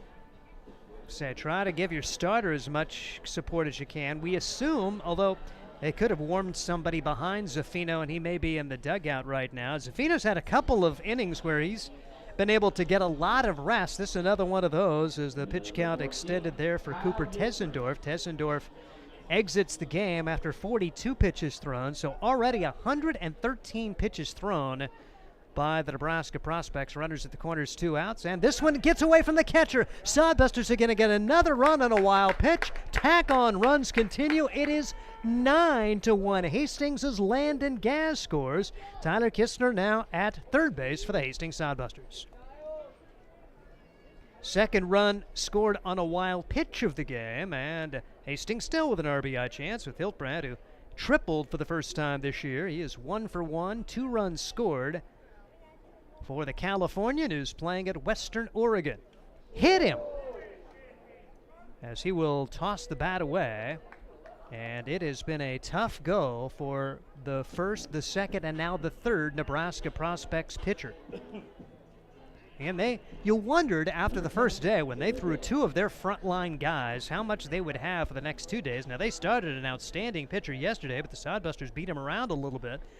And now Hastings taking advantage of the opportunities given them for the most part, as they will go back to the top of the order. And Taylor Gill, first and second at 2 outs. And remember, Sod Busters lost a base runner this inning on a caught stealing. Oh, my goodness. Poor Luth. That totally got away from him. I mean, that was outside the right-handed batter's box and almost hit the backstop on the fly. So Luth totally lost track of that one as he tries to regain himself. And a wild of wildest pitches, and now second and third and 2 outs. The Sod Busters already on top 9-1. Here's the pitch, and that's low, spiked in there. Good stop for Bond to keep another run off the plate. And right now Luth is nowhere close to finding the strike zone. And Sod Busters have been on the other side of this, so we know, feel your pain. They've had that kind of frustrating performances, and you feel bad for the guy. We've felt bad for Sod Buster pitchers who have had to go through times like this. This one is way inside. Luth just looks totally out of kilter. He's off balance. His hat's come off a couple of times and still trying to find it. He's 3-0 now to Taylor Gill as the Sod Busters 2 in the inning, and you feel like they have a chance at some more. And the pitch is inside to Gill. Now the bases are full, and Lane Shires will come to the plate. So a hit batsman and a walk for Luth coming in for Tessendorf. Tessendorf still responsible for Tyler Kistler over at third, but now Luth working his way into his own problem with 2 outs. How many might the Sod Busters have if they have not got a man caught stealing earlier this inning? Here's the pitch to Lane Shires, and there's a first pitch strike. No balls and a strike on Lane Shires. Luth 83 miles an hour on that fastball. Still trying to discover his control at this point. 0-1 delivery. Fouled back. Shires going to have to battle. He's down to the count 0-2 as Luth loses his hat again. 0-2 for Lane Shires. An infield single for Cabranes. An infield single for Chavez. Fielder's choice grounder for Printer. Then walk and error. And then a wild pitch. Sod Busters with 2 in the inning to lead it 9-1. Off speeder, Shires drills it to the left side. It's off the glove of the third baseman. Swafford can't handle it. It's an infield single, and the Sod Busters score again. Excellent effort for Swafford. I thought he had it as he was going to his left. It just went in and out of his glove, but you give Shires a hit and an RBI there. As Kistler scores, Hiltbrand ends up at third base. Taylor Gill at second, and the Sod Busters lead it 10-1. And now Cale Jensen trying to really put a dent in this one. First pitch is in the dirt. Sod Busters will score again on the wild pitch. Second wild pitch run scored in the inning. Kyle Hiltbrand comes around. He has scored 3 times from the number 9 spot. Still second and third, and the Sod Busters lead it 11-1. Touchdown and a field goal. The Sod Busters are up by now, and this is just can't believe this outcome of the game right now. Still a long way to go in this one. You just want to bottle this up, and I kind of wish it were the 9th inning. But although it's fun to put it to somebody, and you know, you'd like to see a few more runs scored, but don't necessarily have to get greedy. Just go on to victory. Cale Jensen trying to keep it going right here. 2-0 delivery on the way. Jensen watches this one go by for ball 3, and Luth just has not been able to find his command at this point. Luth, third pitcher already. He has thrown 12 pitches. 3 of them have been in the zone. Here's the pitch. And one of those in the zone was rocketed off the bat of Lane Shires. And Swafford, if he brings it in, they at least get out of this with minimal damage. Sod Busters have scored 2 more. Shires got the single with an RBI, and then a wild pitch scored a run, and Jensen walks here. And it'll be Marcos Cabranes, who already has a hit in the inning, will come to the plate once again with the Sod Busters on top by a score of 11-1. So who'd have thought it when we were watching these two teams play early in the year that Hastings has put up double digits twice against this Nebraska prospect squad. They scored 15 in that win on July 11th, including a 10-run inning. They have 11 on the board, and we're not through the fourth inning against the prospects. First pitch to Marcos Cabranes, who's upstairs for ball one. 1 ball and no strikes. 4 runs have scored in this inning, a pair of 4-run innings. 4 in the second, 4 in the fourth, and still playing. Bases are full of Sod Busters. Here's the pitch. Off speed, low. 2 balls and no strikes on Cabranes. The Sod Busters have Gill at third, Shires at second, Jensen at first. Gill walked, Shires with an infield single, Jensen with a walk. 2-0 delivery. Luth brings it over a little bit outside. And now it's 3-0. And Marcos Cabranes trying to do something that you don't do very often. He's trying to do it twice in 4 innings, driving a run with a bases loaded walk. 3-0 pitch on the way. Strike 1. He has been on base every time, and that's got to feel good for him after yesterday's 0-for-4 day. Sod Busters, pretty good offensive day without their top hit producer. Today, walk, infield single. Sod Busters going through the lineup for the 4th time here in 4 innings, and it's a bases loaded walk again for Cabranes. Sod Busters lead it by a score of 12-1. Cabranes with the run batted in. Gill scores. Shires to third. Jensen to second. No movement here for Trevor Varley. I don't know how many pitchers he's got, but he probably doesn't want to have to use a 4th here in the 4th inning. And here comes Anthony Chavez. He's been okay. First 3 appearances, 3 for 3, 4 runs batted in, and guess what? Bases loaded, 2 outs. He's been Mr. 2-out clutch hit the last couple of days, taking ball 1. 1 ball and no strikes on Anthony Chavez. Was eliminated on a fielder's choice grounder after having that infield single earlier in this inning as the Sod Busters batting their 11th. Here's the pitch.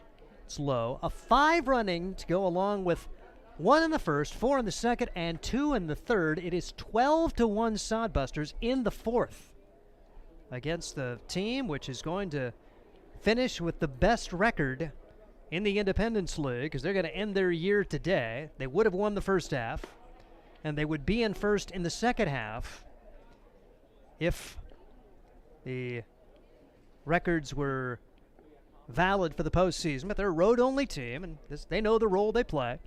2-1 pitch, swung on and missed, 2-2. Sod Busters have played really well.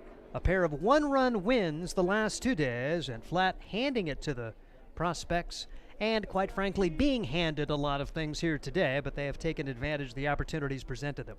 2-2 pitch. Chavez watches it go by for ball 3, and now the Sod Buster runners will be in action, so if Javi can find a way to find a gap, he could bring home 3 more right here. 3-2, 2 outs, 12-1, Sod Busters on top. The pitch. Swing and a foul tip into the glove of Bond, and that ends the bleeding here. But Hastings with a good go as they score 5 times. After 4 complete, 12-1. This is Sod Buster Baseball. Hastings College has reimagined everything. As a sophomore, you'll spend part of a semester studying abroad, and they'll cover the cost. Recognizing it's a digital world and how you learn, they'll give you an iPad Pro and Apple Pencil, tools that'll help you engage, whether you're on campus or in Paris, plus internship opportunities and professors who mentor you. Hastings even provides books. At Hastings College, you'll go somewhere. Go to hastings.edu/discover for more. Core CPAs is your locally owned, full-service accounting firm. Our team of professionals have years of accounting experience and focus on building in-depth relationships with our clients. Our comprehensive and customized solutions are tailored to your specific needs. We pride ourselves in our commitment to integrity, objectivity, and professionalism. At Core CPAs, we provide tax services, payroll, bookkeeping, assurance and financial reporting, and much more. Visit our website at corecpas.us. Head of the 5th inning, Sod Busters lead it 12-1. If you're just tuning in, 12-1. Hastings over the Nebraska Prospects. Once again, Ryan Valenta. This has been a sight for sore eyes, for lack of a better term. The Sod Busters in this 9-game homestand, with the exception of just a couple games. They have never been out by any means at all. They have won every game pretty handily, and they are doing that again tonight. Hayden Zaffino back on the mound for the Sod Busters, and he had a long inning off, as hopefully he is still rested and ready to go here, and if he can pitch this 5th inning here, he can qualify for the win here at Duncan Field tonight. And we are joined once again by owner Scott Galusha. Scott, this has been an interesting game to watch. What's going on? Well, first of all, hats off to our kids. Our record is not where we wanted it to be by any means, but I was talking to a couple of our fans tonight, and our kids have never quit. And I kept telling people that I believe in our guys, and I like my kids, and I wouldn't trade them for the world. And it's nice to see them, even though it's a little late, of course, but it's nice to see them play as hard as they have against a really good team. And boy, I tell you what, there's not a lot of people in our league that know what we do that was expecting the Sod Busters to come out and do what we've done against the Prospects.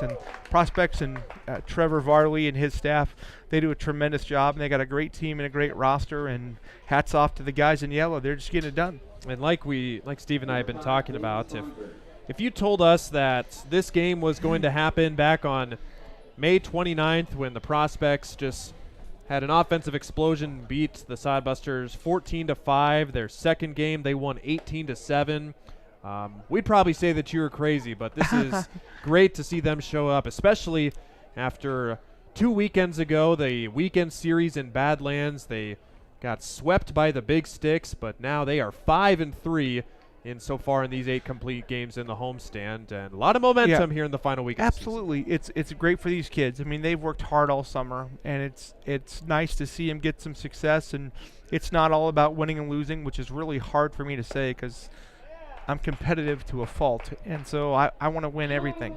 I always tell this story. When my wife and I were first married, she'd say, "Can't we just play a game of cards for nothing?" I'm like, "No, we can't. We got to play for something. Back rub something. Doesn't make any difference. I got to play for something." So I believe we can win and have good kids, and we're going to continue to do that and work on it. But I'm really proud of these kids because despite what the numbers say, they've never quit. And we've just been on the wrong side of, we haven't been very lucky, and we haven't made very much luck. We've done a lot of things wrong to lose some games, and we haven't been very good in close games until of late, but I'm really proud of the consistent effort that we've got from day one until now from the Sod Busters. Danny Spongberg backs for the Prospects after a Jackson Meyer pop-out to Marcos Cabranes. He faces the 2-2 count, and for Hayden Zaffino delivers it home, and it's fouled back to the screen. And what a nice addition. Some of these late guys have been to the roster. Zaffino, one of them. He is 2 outs away from qualifying for the win here in just his second start as a Sod Buster. Yeah, he's going to make probably 2 more, hopefully. We'll see how it goes, but we'll see how many pitches he ends up throwing tonight, but it'll be at least 1 more, and maybe a relief effort there that last weekend. Wouldn't be surprised to see that. But he's done a good job. He got right in here, and it was neat to see. Both of our coaches worked with him the first day he was in here through a bullpen, and he's fit in really well. The guys like him, and he's enjoyed it. He's been part of our antics and things. We're having fun, and it's nice to see him hop right in there and be part of the team. And great breaking ball there from Zaffino as he gets the wave and the miss there, and that is 7 strikeouts for Hayden on his afternoon. And if you haven't got a chance to come out and see Sod Buster baseball yet, this is the time to do so. The Busters, they have gotten hot, and they have gotten hot at the right time. We looked at the Independence League standings before today, and I don't do that very often. Theoretically, if the Sod Busters are to win out, and with a lot of help some of the other teams, we have a minuscule shot of playing August baseball. Well, it's fun. It's fun for me to say. So you're saying there's a chance, right? Okay, that's good. Well, you know what? I'm happy with our guys. And, our crowd numbers are a testament to the effort that they've put forth night in and night out, and they just haven't given up. And so that's what we just love to see, kids compete. And a collision in the right field I don't corner. think they actually did. Somebody's must have just gotten the hat of Taylor Gill. Yeah. I thought of Gaz might have slapped the hat off. I thought Gill had it in his glove potentially, but no Sodbuster able to make the play down the right field line. And great effort. There's 3 guys running all full speed down there trying to make a play. And so good. Look what they're doing. They're communicating, making sure we know what we're doing. They appear to be all right. Joel Skipper is going to come out and make a slow trot to right field. Taylor Gill, the right fielder, and Landon Gaz, the 2 closest out there, and hopefully they're all right. So we thought maybe they had a chance at catching that ball, and Gill actually maybe looking at his throwing arm, and I thought he was looking at his mouth too. I'm not sure. Something. He looks like it doesn't look, whatever it is, it doesn't look like it's overly serious, but they're taking a peek at him. Now Joel's in it. That's pretty fast for Joel there, checking it out here. And do you see him getting out of the way of that losing the batter earlier by make a Pitter, play. Just stick your hand out there and catch it. I mean, come on. That was a talented player in his day. Yeah, it looks like it's something in the mouth. Maybe he got popped in the nose or the mouth. It looks like that's what they're looking. Yeah, I thought I saw Gill's head maybe snap back a little bit. Not anything too severe, but they're going to make sure he's all right. And looking for a chiclet, maybe. I don't know. Yeah, hopefully all those pearly whites are still in there. But yeah, not a good situation here as the Sodbusters just that close to getting the third out here as they attend to Taylor Gill in right field. That foul ball just out of the reach of Gill, and thought he might have had a shot on that, but Joel Skipper checking on his new right fielder, and Gill's going to walk back and collect his hat in right field. Joel Skipper seems to be satisfied with the health of Taylor Gill, and he'll run back off, and all guys appear to stay in the game. So scary moment there, but everyone appears to be all right. Well, luckily I have some connections, so I'm going to figure out what happened, and if Mom's watching or hearing or Dad's listening, I'll figure it out. So let's see what's going on here. Scott's always on the ball. He can get you an answer to anything within seconds. That's the best part about my job. I can go where I want to on the field, which is fun. I can walk around on there if I want. Nobody seems to care. And I usually have some connections to get some information if I can't get it personally. So we're going to check it out. And we're going to call Andy, who is Manamana, on the phone, in case you didn't know that. One of my favorite songs. I'm going to say, if you know what he looks like, you know why he is. Doesn't look like that anymore, but he does. And fun fact, the Sodbusters are 2-0 without the facial hair from Andy, and pretty close to 3-0 here. Yeah. I don't know. I just don't know if I like the clean-shaven Andy. Something just doesn't look quite right. It's you get used to something, and then something changes, and you think, that's I don't know. I've never seen him in 5 years. I've never seen him like that before. But he's I say it all the time. Everybody loves Andy, and if there is a list of guys that are true Sodbusters, Andy Chase is one of those. An OG Sodbuster. Yep, he is one of the original guys. I wasn't here when it started, so that list is pretty small. It's Brian Frew and Andy Chase. And those guys have been here from day one. Actually, so is Jason Frew.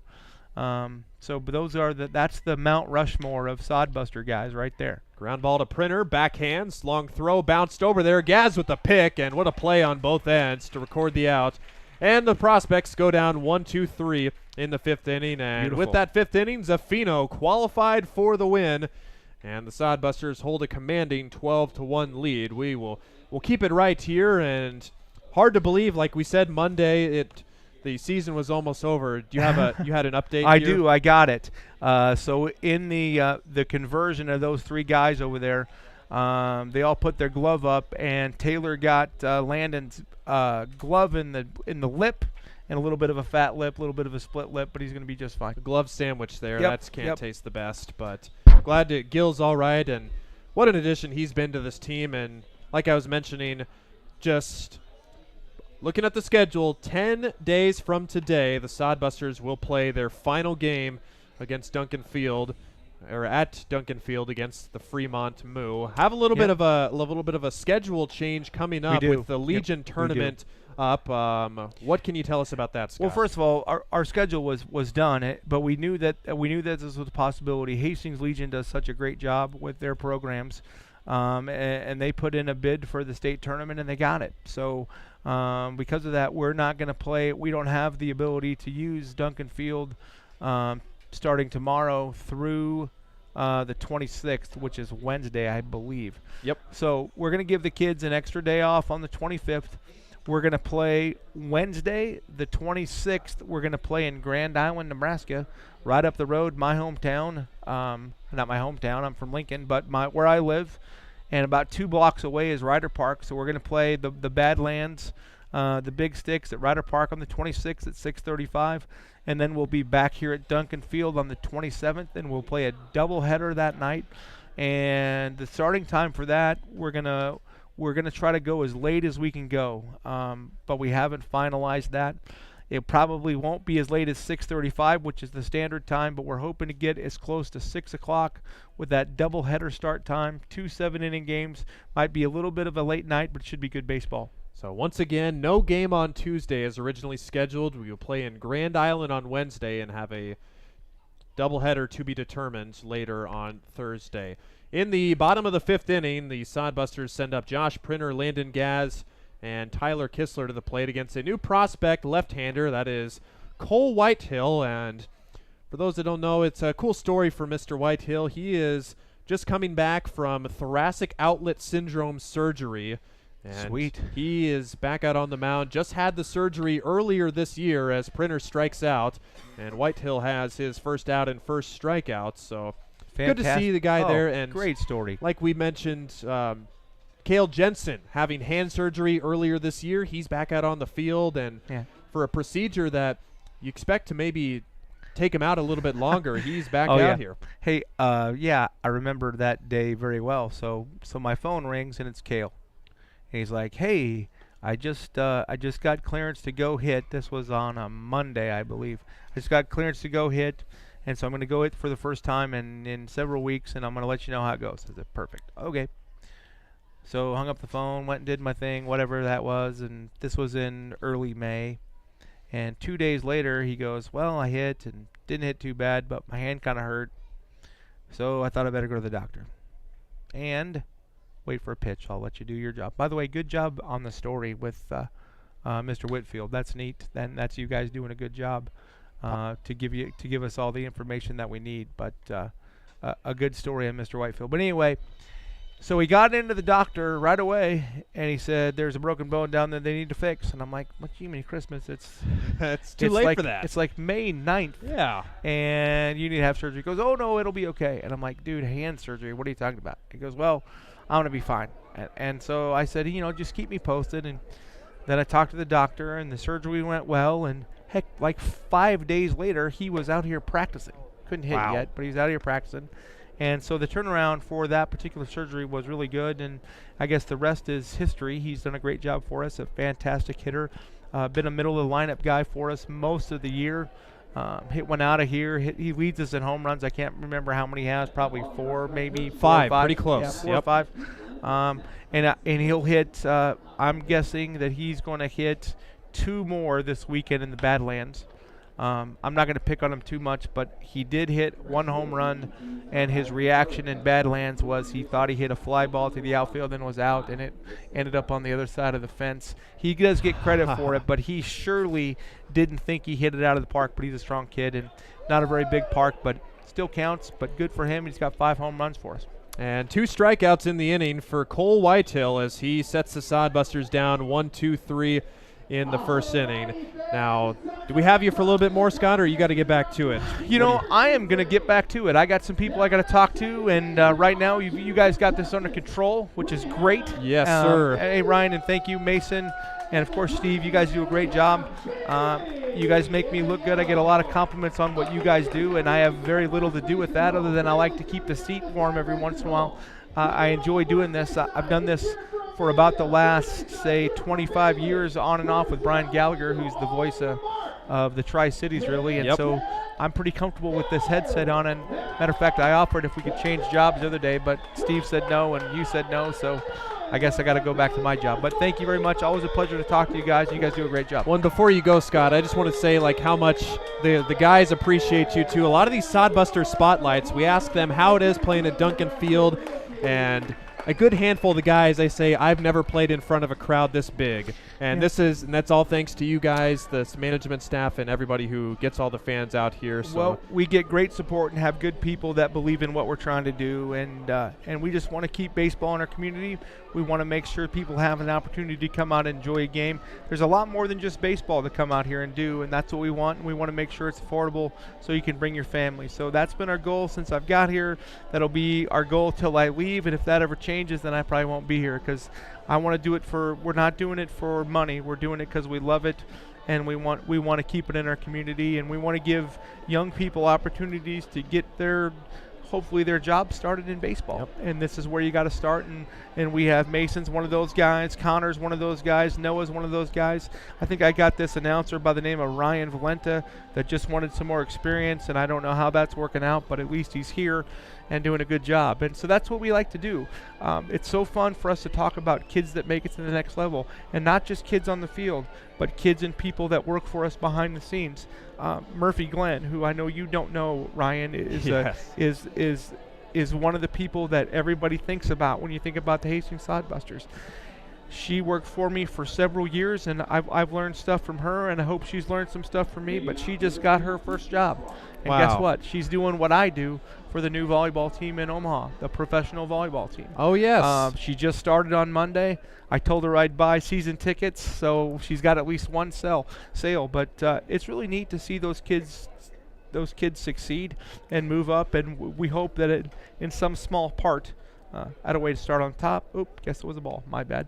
But it's nice to see people that we had be part of our staff be successful, and that's the best part of doing this. Nobody remembers the record. Matter of fact, I love to tell this story. So much for me leaving.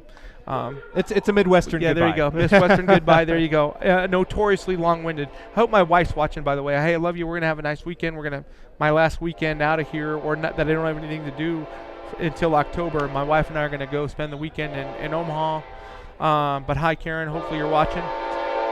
Oh, what a play nice by play. Tyler Kistler in foul territory. Him and Chavez kind of looking at each other, but Kistler makes the play for out number one. Everybody that's watching or listening, what that play was, I got it, you got it, you got it, you got it, you got it, I got it. Oh, they better do it, and we got the glove in the way. Hey, so, earlier in the year, that ball would have hit the turf. Yep. Right?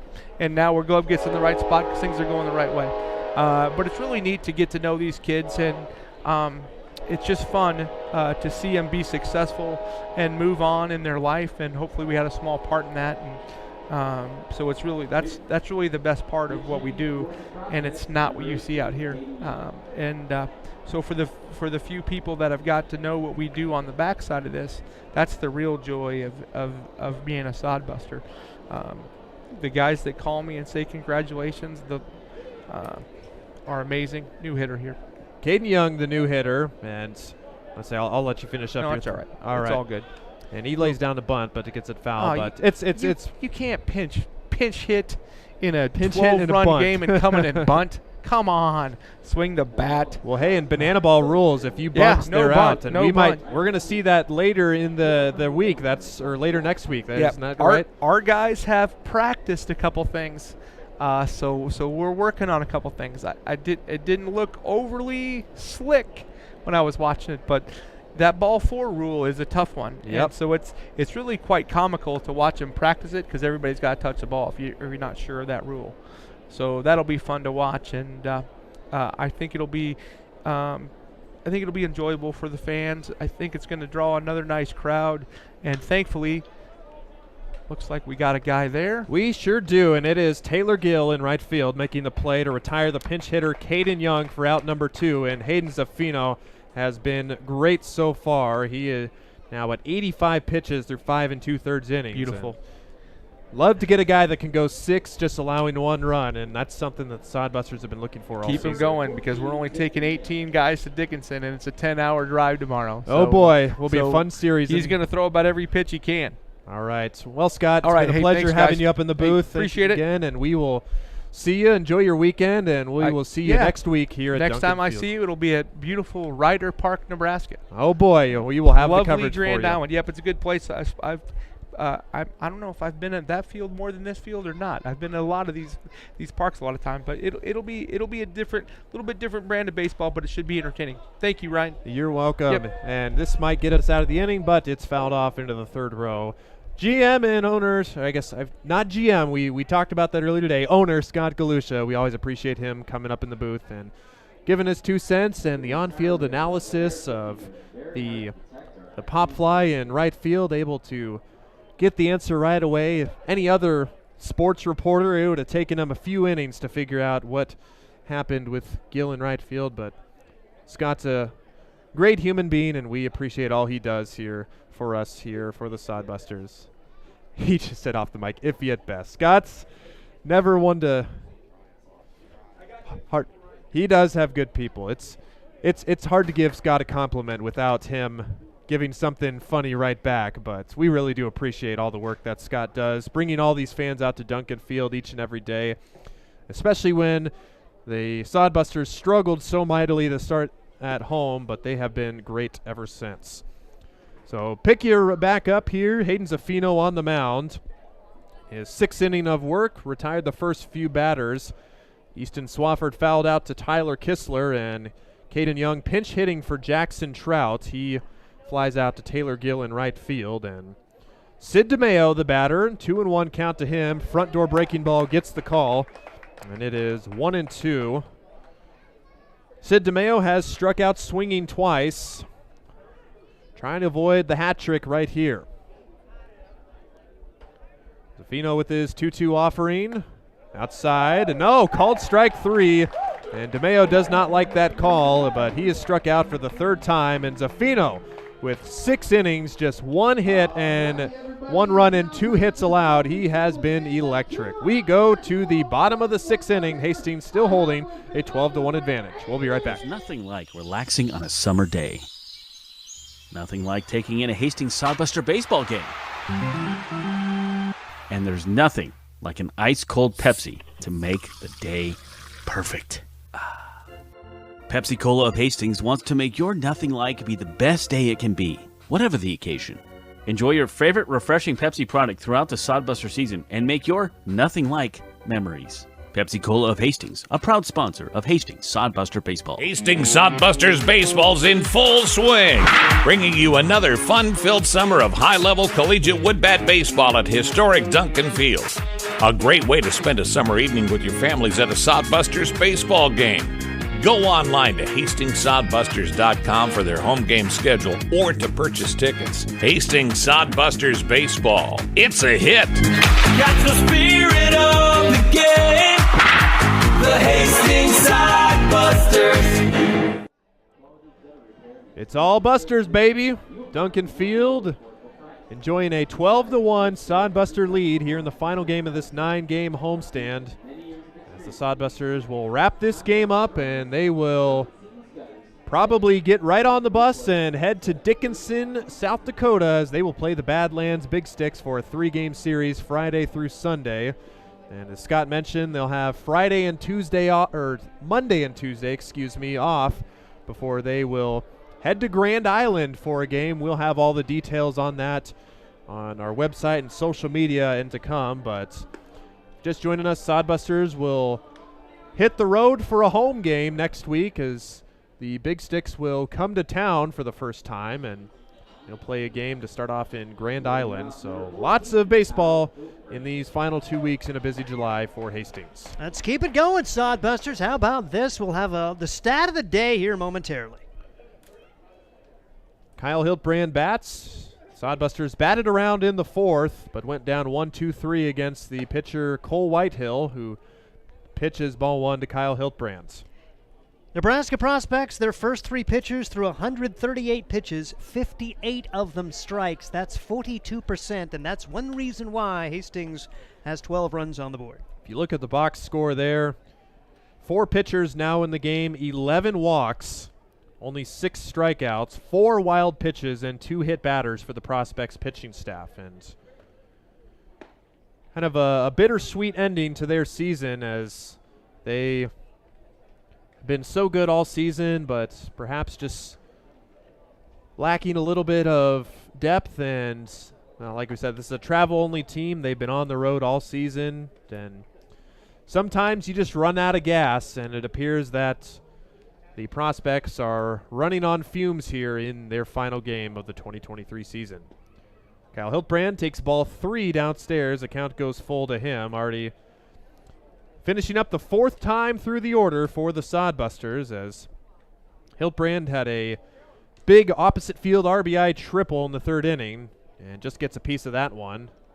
And the count remains full. Hiltbrand has reached in every plate appearance, walked and scored, tripled and scored, and was hit in the 4th and also scored. So 3 runs for Hiltbrand in this game. Ground ball chopped to the shortstop. Palmer has it. Throw to first is in time. And Cole Whitehill has come on nicely after the first 3 prospect pitchers and is retired 4 in a row. And he's a great story. Just happy to see him pitching, and now he's made his next college stop official. He's going to be going on to UNO. Just one of the bright spots today for this Nebraska prospects crew. And you could almost see that one coming. The head coach at Omaha and the prospects linked very close to each other. A lot of guys that send the prospects to become Mavericks. Top of the order again for the Sod Busters in Taylor Gill. And we learned from Scott Galusha, we saw him a little bit of a collision in the outfield, and immediately Scott got on it and said, I'm going to figure out what happened. And sure enough, 3 pitches later, we figured out that the glove of Landon Gaz hit him in the mouth, and Gill got a little bit of a glove sandwich and a fat lip. But he's still in the game and appears to be all right, and he's a tough baseball player. And tough there as he gets hit by the pitch, and he's hit for the 2nd time. And he has now reached in 4 of his 5 plate appearances, and he's on board with 1 out. And glad to hear that it was just the glove. 'Cause the way he slid, and then when he didn't get back up, I thought he maybe got spiked too. So that was, like I say, in a situation like that, it could have been much worse. With Cabranes there as well, there were 3 guys that they all could have come together at the same time for a massive collision. The last thing you want is somebody to, or 2 guys to knock knees with each other, and somebody blows out a joint or something and then ruins their spring season. But still nonetheless a good effort from all 3 guys to get there. Here's Lane Shires, fouls that off. Lane Shires singled in the 4th and extended his hit streak to 9 games, as he has hit in the last 9 games that he has started. The lone exception where he pinch hit against Oahe and was walked in his only plate appearance. Still a hit streak in my books. Slashed down the right field line, but foul, and the count goes to 1-2 to Lane Shires. The K-Town kid, just up the road from Kearney. He is one of the only guys who attends college on the team, that Northwest Missouri State. 1-2 is inside. Funny story is, last night I was down the right field railing, just getting some shots of the guys, and was talking with a stranger who just caught my ear, and we made conversation, and Lane Shires strikes out swinging, asked if I knew about Northwest Missouri State. And I said, well, yeah, the guy at bat right now, that's where he goes. And he said, no kidding. And the gentleman I talked to is training here at Hastings College for doing something with mechanics, and it's just crazy how the game of baseball connects people all around the country and all around the world. So just a little side note there. Cool. Thought that was pretty cool. Cale Jensen bats and takes ball 1 after Shires strikes out for the 2nd time. And Jensen has been on base twice, has walked twice, part of that 11 walks from the prospect pitching staff. Good pitch there from Whitehill on the outside corner, and it's 1-1. Another guy, pitcher and batter, who have battled injuries to start this year and are both playing in summer ball. This one just a little bit outside, and fastball misses. The count goes to 2-1. Just in the bottom of the 6th inning, Sod Busters have had the offense going in every inning with the exception of last. 1 run in the first, 4 in the second, 2 in the third, and 5 in the fourth. As everything has just gone well so far. 6 hits, 12 runs, 11 free passes, and there's another one as Whitehill walks his first, and 12th free pass from prospect pitching, and there are 2 on with 2 outs. So another opportunity. Sod Busters have been pretty good with 2 outs today, and they've done great at taking advantage of the opportunities presented them. And let's see if Marcos can do something.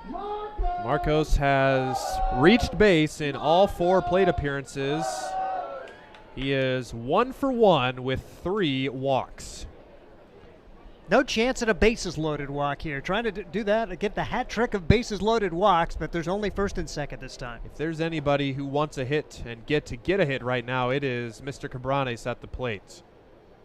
He was frustrated with his performance yesterday and told me after Tuesday's game felt like he could have done better also. He probably could have had 1 more hit, but this is a guy who at Arkansas Tech in the string struggled. He hitting just above 210 as he was the primary catcher for the Wonder Boys in the spring. Only had 7 multi-hit games. He has 11 here for the Sod Busters in this summer season. So takes a strike there, and now the count's 2-1. So Whitehill found the zone at 86 miles an hour, and to come off of a surgery and being able to pump in the high 80s is just remarkable. 2-1 is out there and called a strike for strike 2, and 12-1 game, swing the bat. You don't want to take walks here. It's swing time here. See if Cabranes can put one in play, 2-2, and he cannot, but stays alive as he fouls that out of play. Marcos with his single in the 4th inning now puts him at 44 hits on the year as his average creeps closer back to 300. 2-2 from Whitehill, high and away for ball 3. And with runners at first and second, they will get a head start in the bottom of the 6th inning.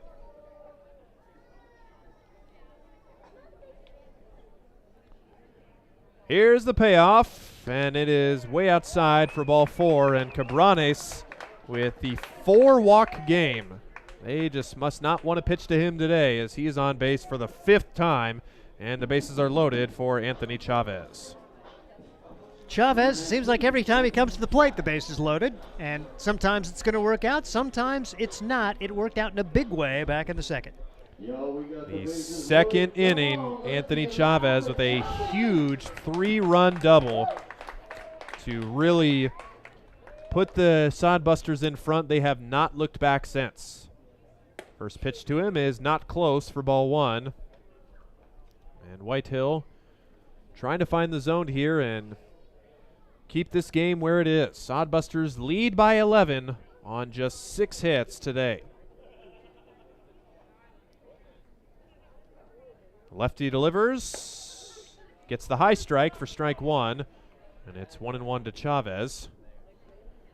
Chavez with 2 singles and a triple. He struck out in the 4th inning, but also singled in the 4th inning.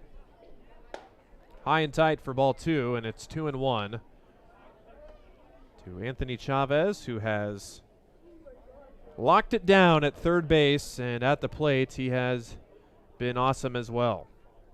9 hits in 6 games against the Prospects. Grounded, and that's foul to the left side, and Chavez and the Sod Busters down to their last strike. Like we said earlier, the Sod Busters just hitting around 250 as a team, but hitting just shy of 300, 298 against the Prospects. Bases loaded, 2-2, and down low for ball 3, and that didn't miss by much. And with the bases loaded, no place to put Chavez, and big pitch for both sides right here.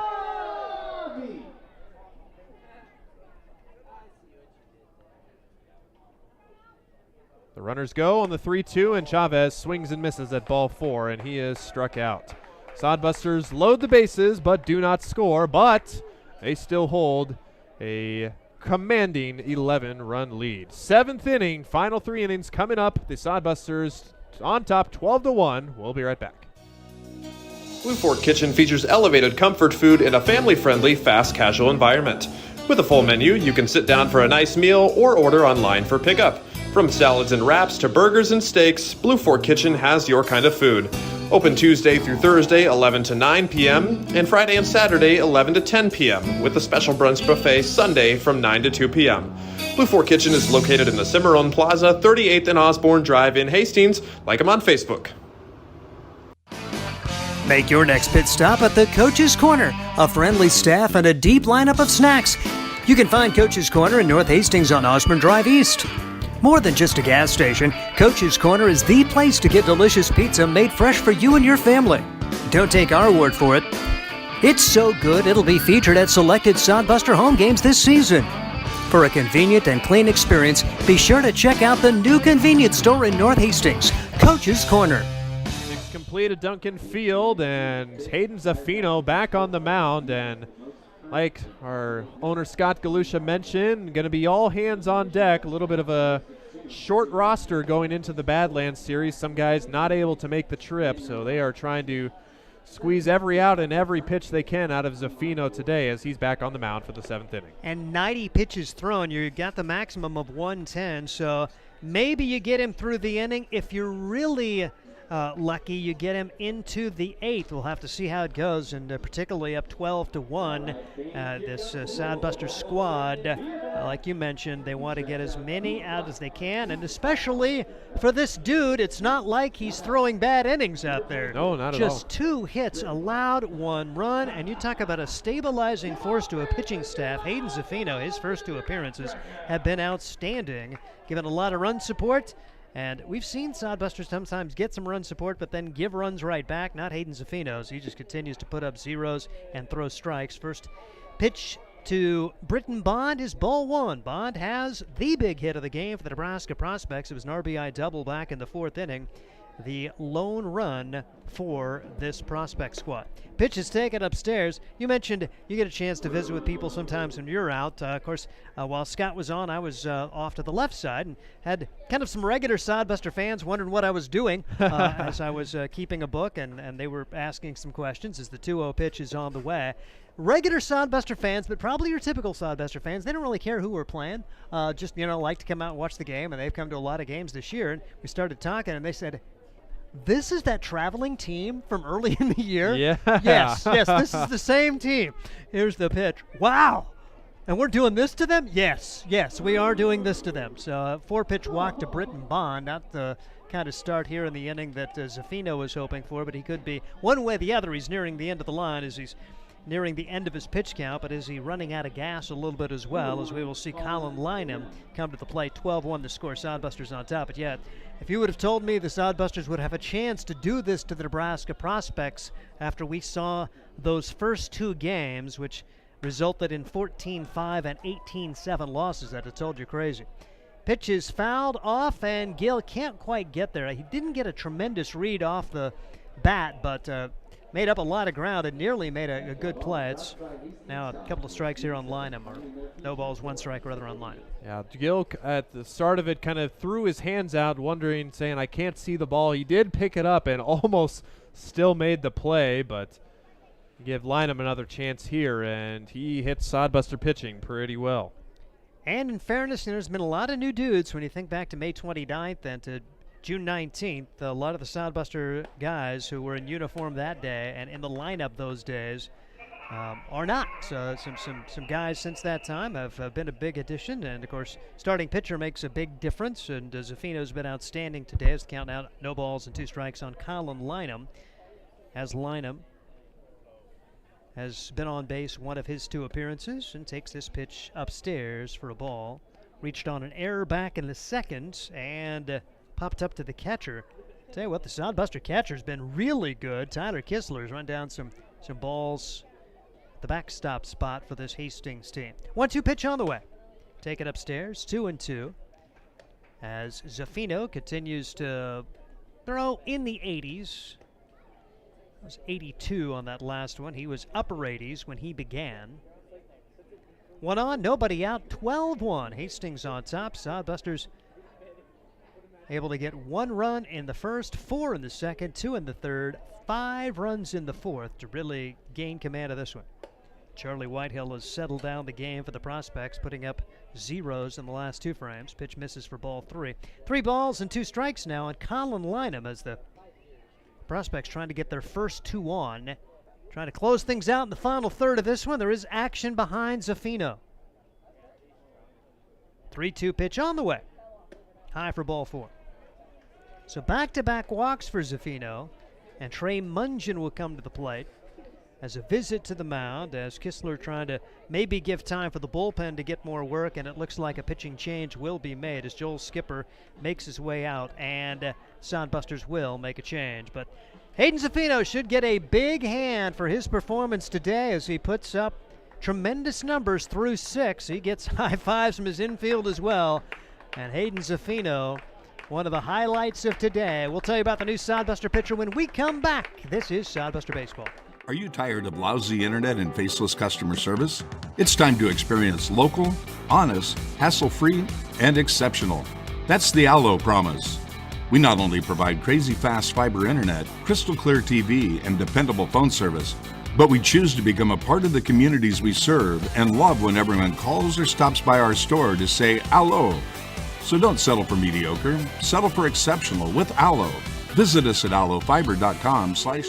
Hastings College has reimagined everything. As a sophomore, you'll spend part of a semester studying abroad, and they'll cover the cost. Recognizing it's a digital world and how you learn, they'll give you an iPad Pro and Apple Pencil, tools that'll help you engage, whether you're on campus or in Paris, plus internship opportunities and professors who mentor you. Hastings even provides books. At Hastings College, you'll go somewhere. Go to hastings.edu/discover for more. Hayden Zaffino's day is done. 100 pitches exactly, but he does walk the first 2 here in the 7th. Luke Wenzel gets inherited runners. Hopefully he can find a way to put a 0 on the board here.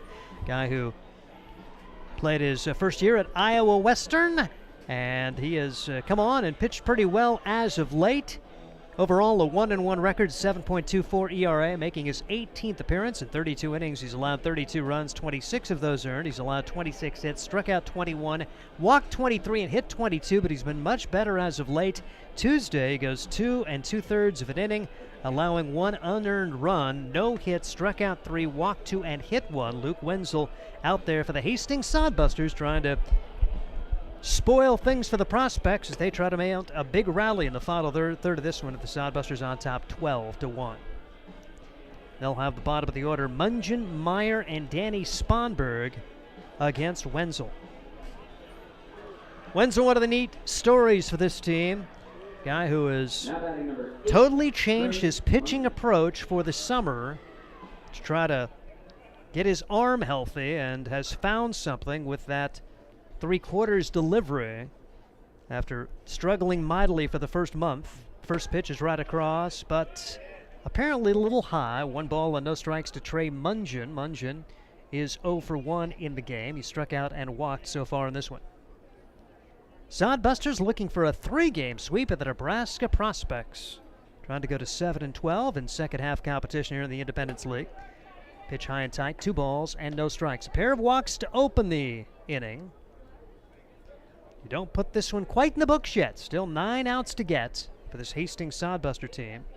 That's the fact they're going to be shorthanded this weekend, so trying to maximize the pitching performances for the guys today, hoping Wenzel can close things out with perhaps 3 innings of relief, or maybe they'll split it up 1 inning apiece to give everyone an opportunity to come back in just a couple of days. 2-1 pitch on the way from Wenzel. Inside for ball 3, 3-1 now on Trey Mungian. 12-1 the score. Sod Busters taking advantage of the opportunities presented them by the wildness of the prospects pitching staff. Now just trying to get the final 9 outs in this one. Wenzel makes a look back to second base. Bond not doing anything. Lynham runs at first base. Both of those guys drawing walks from Hayden Zaffino, who is outstanding through 6 innings here today, trying to pick up his first Sod Buster win in his second appearance. High for ball 4.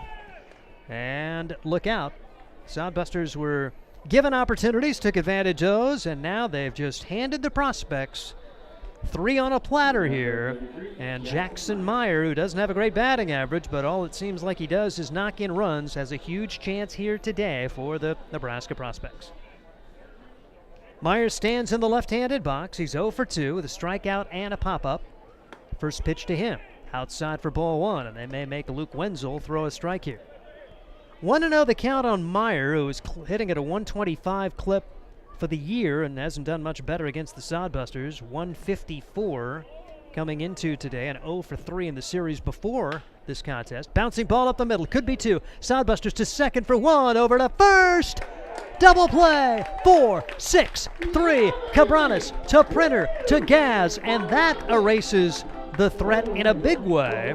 So Meyer grounds into the double play. A run does score, no RBI, as Lynham ends up at third base. Mungian erased for 6, Meyer for 6-3, and now bottom of the order, Danny Spondry. Even though the run scores, you'll absolutely take that ground ball for 2 outs. You'll trade that run any day. But good job for the Sod Buster middle infields to turn that double play. Nice job for Wenzel to prompt the twin killing, and Danny Sponberg an 0 for 2 day in progress as he stands in the right-handed box, getting his first playing time of this particular series.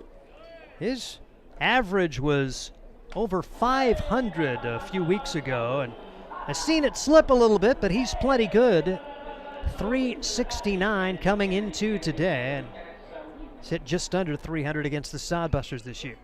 1-1 pitch, that is inside, and it is by the catcher, and a run is going to score on a wild pitch as Colin Lynham comes in to score. I thought it may have gotten a piece of Sponberg, but it missed him and caught the glove of Kistler and went all the way back to the screen, so 2 have scored in the inning.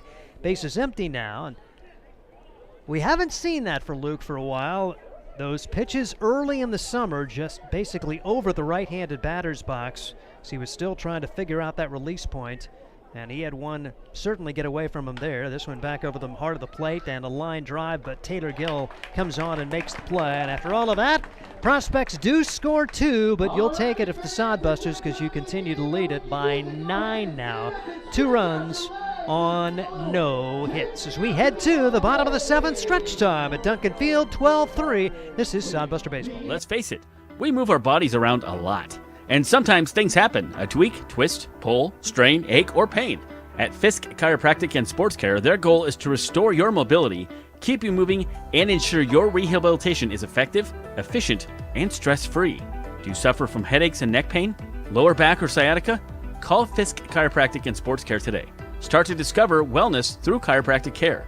Fisk Chiropractic Sports Clinic.com. Start feeling better now. Hastings Sod Busters baseball's in full swing, bringing you another fun-filled summer of high-level collegiate wood bat baseball at historic Duncan Field. A great way to spend a summer evening with your families at a Sod Busters baseball game. Go online to HastingsSodBusters.com for their home game schedule or to purchase tickets. Hastings Sod Busters Baseball. It's a hit. Got the spirit of the game. The Hastings Sod Busters. This is Sod Buster Baseball. It's out of the bottom half of the 7th inning. It looks like there's going to be a new batter in the Hastings lineup as we'll get a chance to see Mr. Nesvara Jacob, the Grand Island guy, a Doane University Tiger. He played basketball there and is transitioning over to baseball. Still looking for his first Sod Buster hit, 0 for 6 in 7 games. He gets a lot of BP, and now gets a chance in the game. And it's neat to see Jacob stick it out for the summer, even though he's not getting a lot of playing time, and just trying to find a way to get his baseball legs back under him. And we'll get a chance to see him. And there is a new pitcher in the game for the Nebraska Prospects. It's a right-hander who's come on, as they will have their 5th guy of the game, as we try to pick up a number, single digit? 4. Good job. That's Cameron Pickens. He's a Concordia University guy, an exercise science major, and Cameron Pickens coming in 4-2, a 4.87 ERA, making his 10th appearance. And he has started 4 games, 28 in the 3rd innings, has allowed 24 runs, 20 of those earned. He's allowed 37 hits, struck out 19, walked 9, and hit 4. Was the losing pitcher against Hastings in the 4th meeting between those two teams. He went 1 2/3 innings, allowed 10 runs, 6 of those earned. Yes, that was the 10-run inning the Sod Busters had. Josh Printer is actually batting instead of Nesvara, and he grounds on the first pitch to second base. So Nesvara was standing out there, but he was actually waiting to bat for Landon Gaz instead of Josh Printer. So Printer, actually the batter, he grounds out. 4-3 is well played on the infield by the Nebraska Prospects. So we saw that play made cleanly by Trey Mungin, and now it's Jacob Nesvara. And Nesvara's first pitch swinging down the left field line. It's a base hit. Nesvara around first. Rounds, and he'll stay there with a single, his first of the summer. And Jacob Nesvara, a little clap there. Nice to see Jacob get on for the Hastings Sod Busters. And you see the dugout there. They're all shaking. Save that ball. Save that ball. Nesvara, probably with his first hit in collegiate professional experience, as they get that ball from him. And like you said, he has stuck it out with the team all summer and well rewarded there with his first hit as single. Here's Tyler Kistler for the Hastings Sod Busters as he fouls the pitch away. He's reached base a couple of times and scored 2, walked and reached on an air. He's also struck out twice, but has really been good behind the plate. He's made a couple of nice plays, particularly one down the third base line over in front of the Sod Buster dugout. Anthony Chavez had a big smile after a little backhand catch for Tyler Kistler. Got the pitcher in there, Cameron Pickens, who Sod Busters had great success with in that victory, 15-8. Pitch swung on and missed. Count goes to 1 ball and 2 strikes now on Tyler Kistler. Hastings Sod Busters looking for a sweep of the Prospects. The 9-game season series, Sod Busters can't win that. The Prospects have won 5 of 8.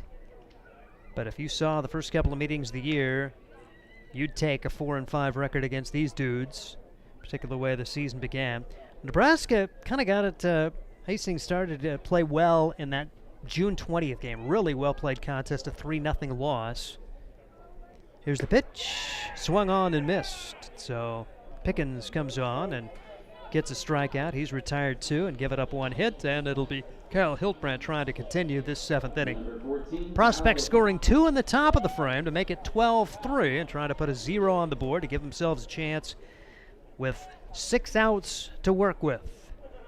Hastings Sod Busters have led this from the get-go. 1 in the first, 4 in the second, 2 in the third, 5 in the 5th. Have been shut out each of the last 2 innings. Charlie Whitehill working 2 good innings, and now Cameron Pickens trying to pick up where Whitehill left off with a scoreless frame here. 5 pitchers used so far for the Prospects. Sod Busters just working on their second with Luke Wenzel coming in to replace Hayden Zaffino, who has been outstanding today. Zaffino working the first 6 plus a couple of batters. Both those guys came into score, so Zaffino officially allowing 3 runs on just 2 hits. 2-0 the count. Hiltbrand at the plate, and he grounds this one to the left side. Third baseman's got it. Will throw to second. They'll get the out there. As well played by Easton Swafford as he gunned it over to Trey Mungin. and the Sod Busters are turned away here in the 7th inning. No runs, 1 hit, 1 man left, and we head to the 8th. The Sod Busters lead at 12-3. This is Sod Buster Baseball. There's nothing like relaxing on a summer day. Nothing like taking in a Hastings Sod Buster baseball game. And there's nothing like an ice-cold Pepsi to make the day perfect. Pepsi Cola of Hastings wants to make your nothing like be the best day it can be, whatever the occasion. Enjoy your favorite refreshing Pepsi product throughout the Sod Buster season and make your nothing like memories. Pepsi Cola of Hastings, a proud sponsor of Hastings Sod Buster Baseball. Make your next pit stop at the Coach's Corner. A friendly staff and a deep lineup of snacks. You can find Coach's Corner in North Hastings on Osborne Drive East. More than just a gas station, Coach's Corner is the place to get delicious pizza made fresh for you and your family. Don't take our word for it. It's so good it'll be featured at selected Sod Buster home games this season. For a convenient and clean experience, be sure to check out the new convenience store in North Hastings, Coach's Corner. Into the 8th inning, Hastings Sod Busters on the good side of a 12-3 score. Hastings scoring all of the runs the first 4 goes. Seen Nebraska get a run back in the 4th and put up 2 runs with no hits in the 7th inning. Luke Wenzel on to try to get the final 9 outs. He was successful in getting the first 3 after giving up a walk. Got a 4-6-3 double play and a flyout from the 8 and 9 hitters. Will now work to the top of the order here in inning number 8. Luke Wenzel trying to work the final 3 innings. If he does that, he earns a save. Hayden Zaffino in line to pick up his first win of the year. The Sod Busters on the verge of trying to get a sweep, and now hope Luke Wenzel's okay. Catcher throwing down to second base, Tyler Kistler, and Wenzel had to duck out of the way of that one. He's all right, apparently, and there's going to be a new batter coming up here for the Nebraska Prospects as Tyler Palmer will see his day come to a close. And now it's going to be Nate Cunningham. So Nate Cunningham will bat. Pitch hitting for the Nebraska Prospects, number 25, Nathan Cunningham. Nate Cunningham bats to start the 8th inning. And Nate Cunningham out of Elkhorn North, he's a Wayne State guy. A trio of Wayne State Wildcats on this team. He's hitting .262, a couple of triples, 5 doubles. He's knocked in 15, he scored 18, has hit Hastings at a .261 clip, including a multi-hit game back on June 19th. That seems like a long time ago. 18-7, the Prospects won that day as the pitch is taken inside for ball 2. 2 balls and no strikes. And I don't know if you remember, that was the day. It was actually an 18-1 game before the Sod Busters got 6 runs up against a position player who came in to pitch. Seems like a distant memory now with the Sod Busters winning this game today so far 12-3. As Nate Cunningham fouls the pitch away, 2 balls and a strike. Cunningham batting at the top of the order for Tyler Palmer. 2-1 delivery on the way, and inside, Cunningham did not offer at it, and it's now 3-1 on Cunningham. Luke Wenzel trying to get this first out here in the 8th inning. Sod Busters need just 6 outs to complete a series sweep at the Nebraska Prospects, trying to make that bus ride tomorrow seem a little bit shorter. Pitch fouled away, and it's not, by the way.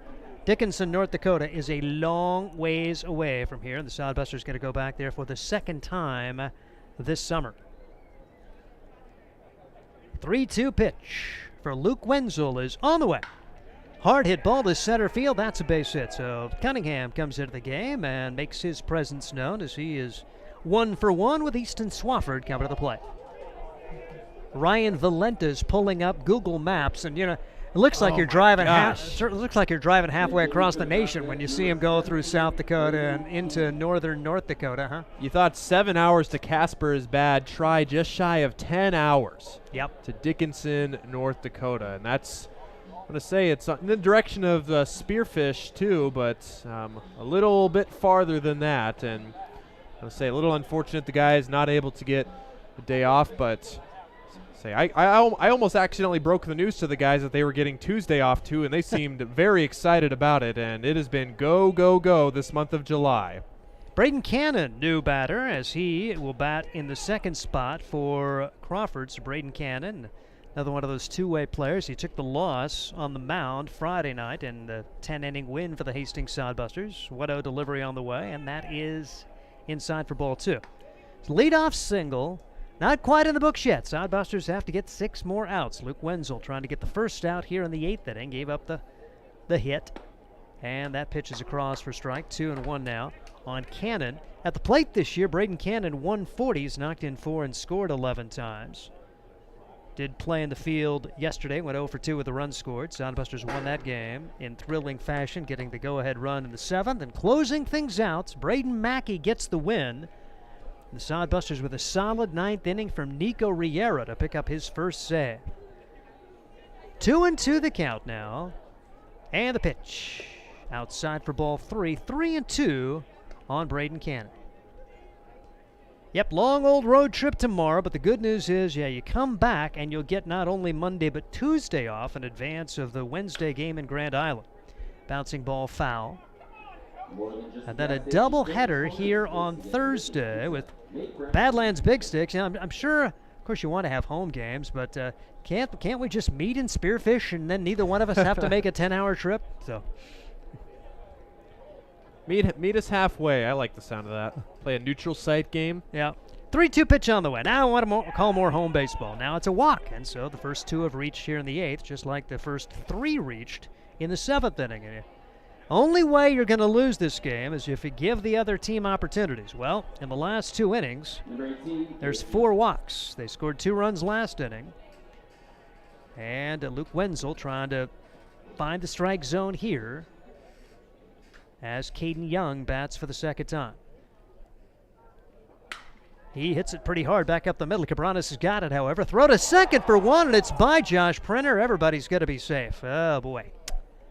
Had a chance at getting a double play, perhaps. Instead, nothing. And again, the door is wide open now for the Nebraska prospects as the Sod Busters have a miscue up the middle. And now bases full with Sid DeMayo coming to the plate. Unfortunately, probably going to be the second error of the game on Josh Printer. Looked like a decent throw from Cabranes, but it looked like Printer just flat dropped that ball. Bouncing ball, this one back up the middle. Cabranes has got it, only play to first. It's a wild throw. Everybody's safe. 2 runs will score. Runners will be at the corners, and oh boy. Back-to-back errors. Cabranes did a good job of just grabbing it. And Sid DeMayo is able to come through. So the ball hasn't left the infield yet in the inning, and the Nebraska prospects starting to feel like, they may be back in this thing. Nobody out. And the Sod Busters are handing them opportunities. So fielder's choice for Young. I had the error to allow the runner at second to reach, and now a flat error there on Cabranes. And when all is said and done, 2 runs have come across. As Cunningham scores the first run, Braden Cannon the second run. Caden Young ends up at third base after these last 2 plays, and Sid DeMayo at first. And the head coach, Joel Skipper, out to try to settle his infield down as Hastings has played pretty well today, but they have had 2 bad errors on the last 2 batted balls. Luke Wenzel doing what he can. 2 weakly struck, 1 moderately struck ground ball and 1 weakly struck ground ball, and neither play was turned into an out. And all of a sudden it's 12-5, and the high-scoring Nebraska prospects say they think they are right back in it with a guy who has swung it pretty well, an RBI double for Britton Bond, the only early offense for the team, and now a balk has been called? Must have been. Oh boy. So now it's 12-6, and you're starting to hear the prospects' dugout come to life. They don't think this game's over. Hopefully the Sod Busters don't either. And Britton Bond now with an RBI chance, a runner at second, and nobody out, and 5 runs have scored the last 2 innings. Here's a little blooper on the infield, and Cabranes has got that one. So the first out comes after the first 4 reached, and it's going to be Mr. Lynham, Colin Lynham, back up there for the Nebraska prospects. Colin Lynham. Runner at second, 1 man out. That's a large first out for Luke Wenzel. If you could just minimize the damage, get out of this inning with no more runs allowed, you feel like 7's probably enough. If prospects get 2 or 3 more, that makes the 9th a little more high drama. Bouncing ball to the third baseman, Chavez throws to first. Perfect throw.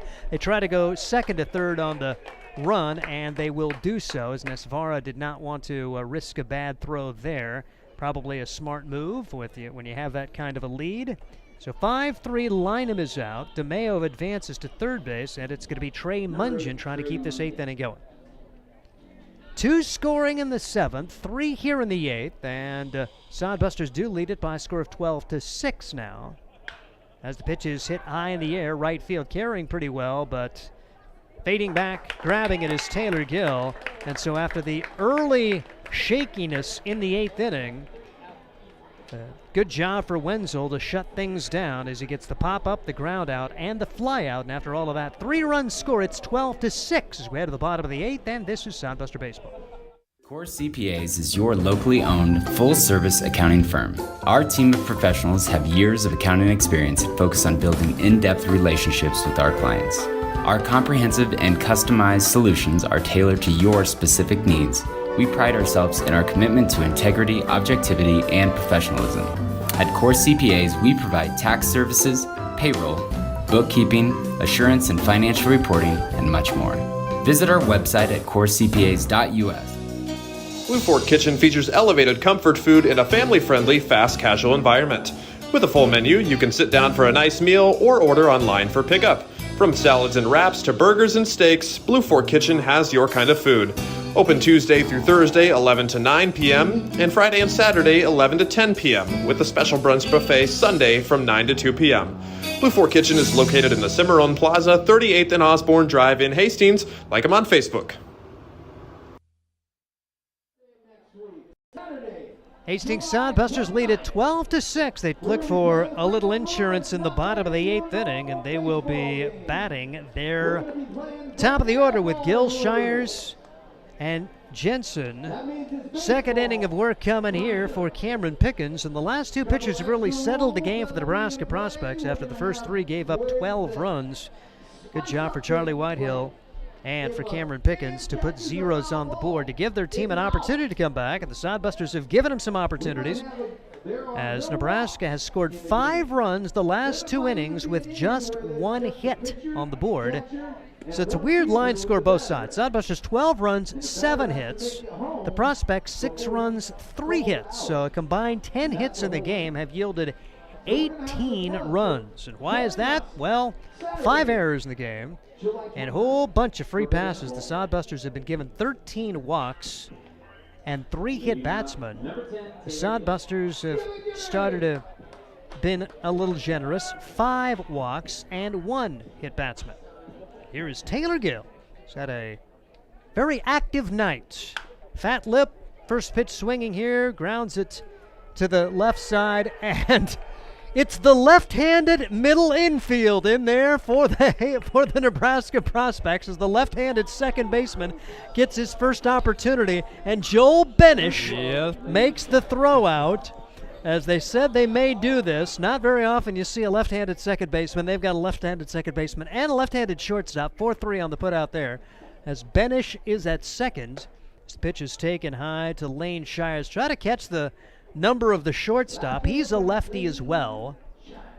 They said they were going to have a little fun today, and it's good to do it in a game which the Sod Busters are ahead in.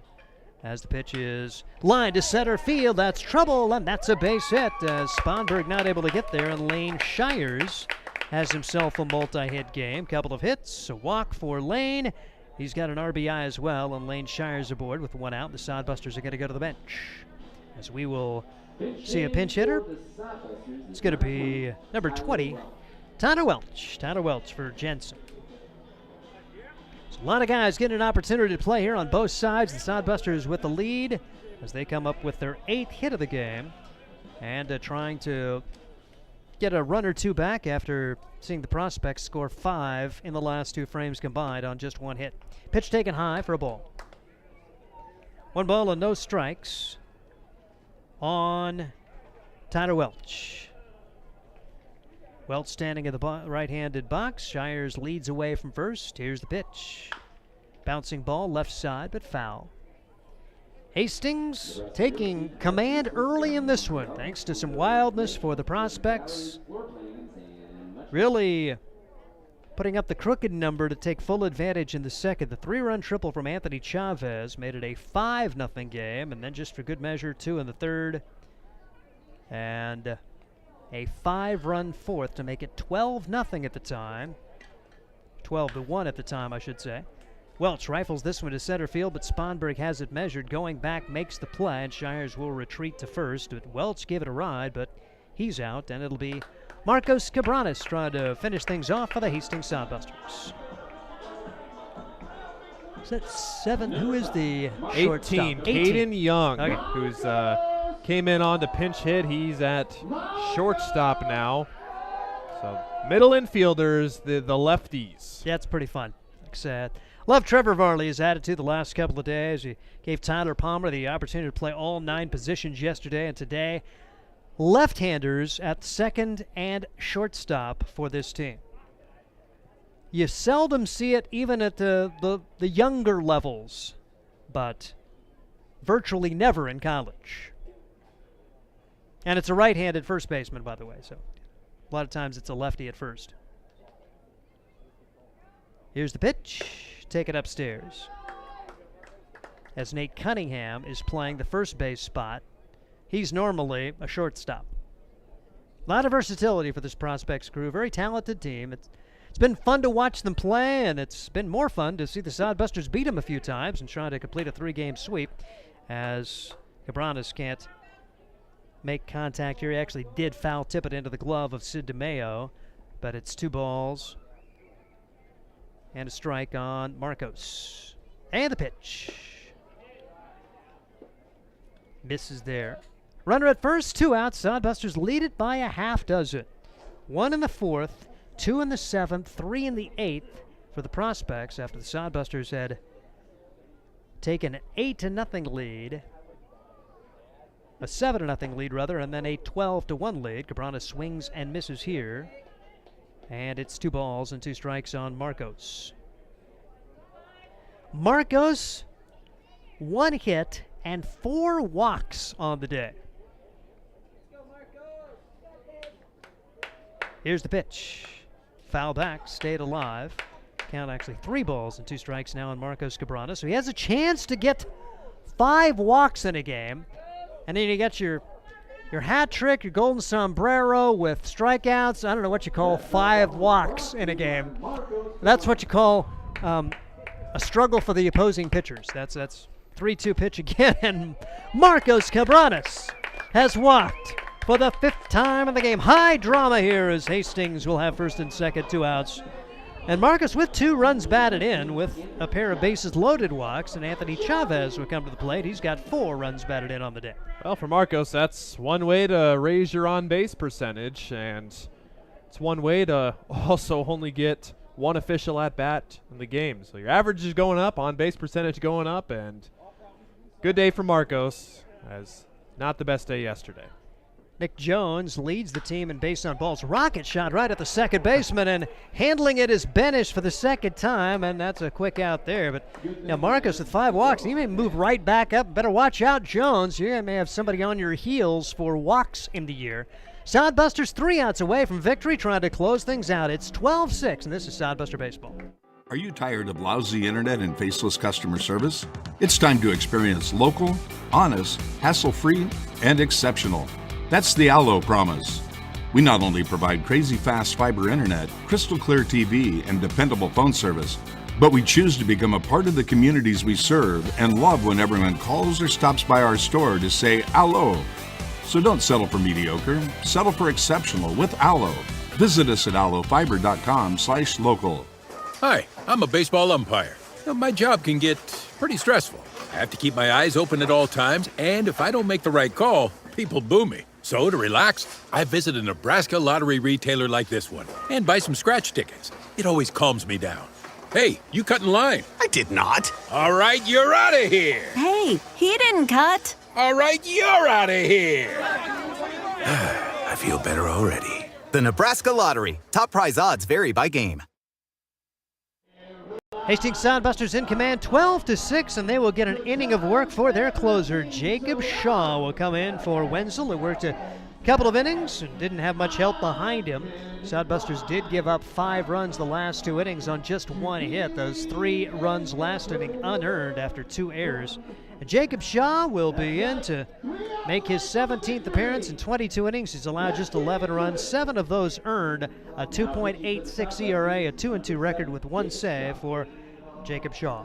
Last time out for Shaw was in Game 1 of this series, where he came on in the save situation in the 9th, unfortunately not able to lock it down, was charged with 2 unearned runs in that 9th inning contest with the Sod Busters. Ultimately came back to walk it off, and you go back to that inning, or that extra inning blunder by the prospects in the 10th inning, where the runner failed to tag up and would have scored the go-ahead run, but ended up failing to tag up and do so. So you got to wonder, if that run still scores, what does that series change? The Sod Busters win that game?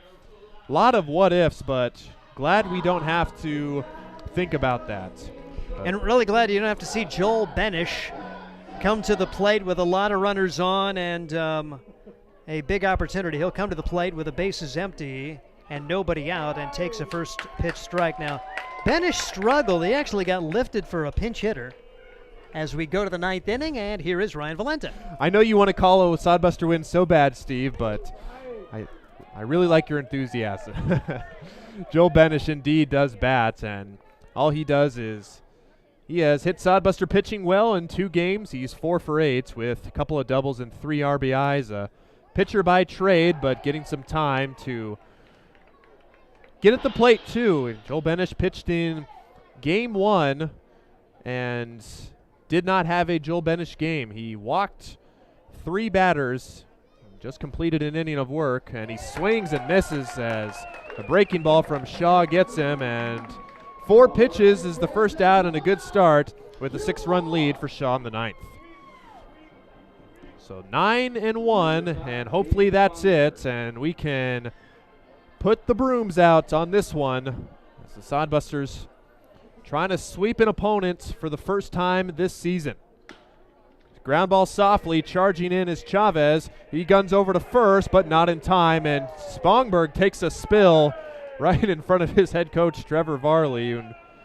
And Spongberg's appears to be all right as he has an infield single with 1 out. He must be okay because Trevor Varley went over in front of him and ruled safe. So, like I say, they do have fun there for the Nebraska prospects as the Sod Busters still 2 outs away from win. Once again, the prospects' last game of the season as they wrap up their schedule. As just 34 games for the prospects this year, and barring a huge 9th inning comeback, they will fall to 5-4 on the year against Hastings, but will still hold the series advantage. Strike 1 to Nathan Cunningham. He came on to pinch hit in the 8th inning. He led off with a single, came around to score, as a throw over to first is not in time. Defense remains the same for the Sod Busters. Jacob Nesvara still in there at first base. Tyler Welsh just with a pinch hit and is back on the bench. Good breaking ball from Shaw, and Cunningham down in the count 0-2. Just how nice has this been for this Sod Buster team and the Duncan fan fields to enjoy a great week and a half as Cunningham goes fish and comes up empty as Shaw with his 2nd strikeout, and the prospects are down to their last out in the 9th inning. Let's pump it up. Why not? Sod Buster fans have labored with the team all season long, and they will finally get to enjoy a 5-game win streak at home, and they will enjoy a 6-win, 3-loss record on the homestand and keep themselves with good momentum going into this series.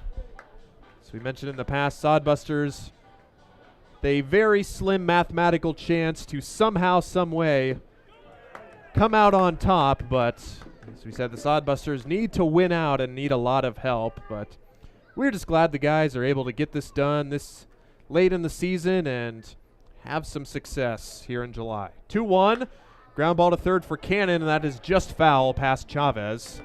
And Cannon Cannon and the Prospects down to their last strike. A week ago on Tuesday, things changed for the better here at Duncan Field. Sod Busters winning 15-8 against the Prospects in Game 1 as Cannon fouls that back, and the offense has been great ever since. In this homestand, Sod Busters hitting over 300 at the plate, and team ERA about 2 runs lower than their season average. 2-2 to Cannon. Just foul as Cannon with a little bit of a late swing, but fights it off to stay alive. 6 games against the Badlands Big Sticks coming up in the next week, and the Sod Busters will close out their season next weekend against the Fremont Moo. Shaw and the Sod Busters a pitch away. It's high and away for ball 3, and 3-2 now to Cannon. Shaw's fastball sitting in the upper 80s. Good velocity on his part. The payoff pitch, swing and a miss. Cannon strikes out swinging, and book it. Bring out the brooms in Hastings. The Sod Busters sweep the Nebraska Prospects in their 3-game series. They increase their win streak to 5 games, the first time that the Sod Busters have done so all season, as Buster sweeps off home plates here at Duncan Field. The Sod Busters improve to 13-31 on the year and win their 7th game at home. We'll recap, have all the numbers, and a post-game interview coming up on Sod Buster Baseball. Are you tired of lousy internet and faceless customer service? It's time to experience local, honest, hassle-free, and exceptional. That's the Allo promise. We not only provide crazy fast fiber internet, crystal clear TV, and dependable phone service, but we choose to become a part of the communities we serve and love when everyone calls or stops by our store to say Allo. So don't settle for mediocre, settle for exceptional with Allo. Visit us at allofiber.com/local. Hi, I'm a baseball umpire. My job can get pretty stressful. I have to keep my eyes open at all times, and if I don't make the right call, people boo me. So to relax, I visit a Nebraska lottery retailer like this one and buy some scratch tickets. It always calms me down. Hey, you cut in line. I did not. All right, you're out of here. Hey, he didn't cut. All right, you're out of here. I feel better already. The Nebraska Lottery. Top prize odds. There's nothing like relaxing on a summer day. Nothing like taking in a Hastings Sod Buster baseball game. And there's nothing like an ice-cold Pepsi to make the day perfect. Pepsi Cola of Hastings wants to make your nothing like be the best day it can be, whatever the occasion.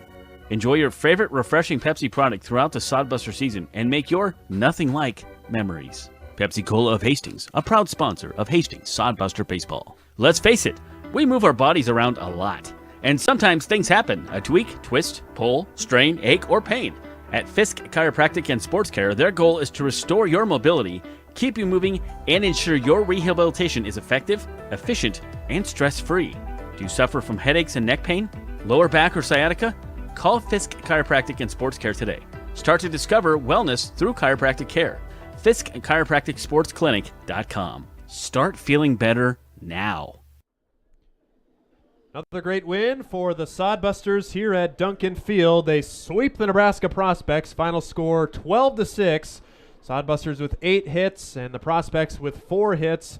It was a tale of the bats in the previous 2 games, and the pitching staff that were in here, they get it done here in Game 3 of this series. Talk with Vinny Carone, pitching coach.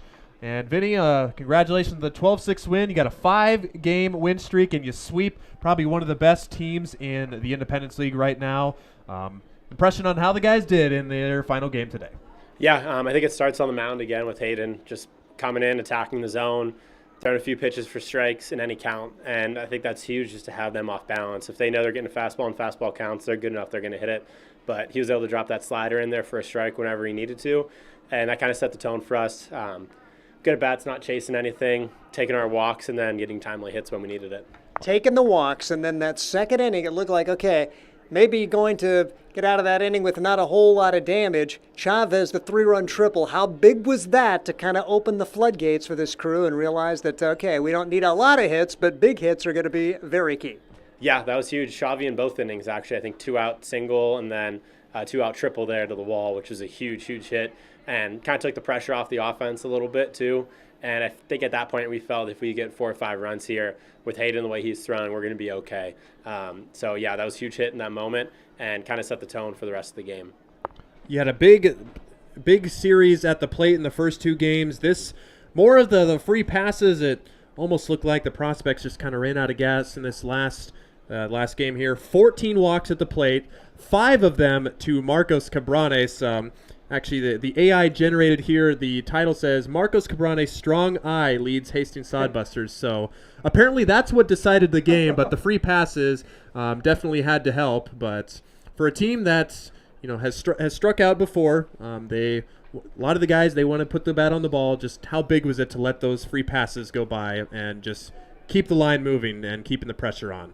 Yeah, I mean, that's the key to getting on offense, or to scoring on offense, is just getting guys on base. Walks are almost as valuable as hits.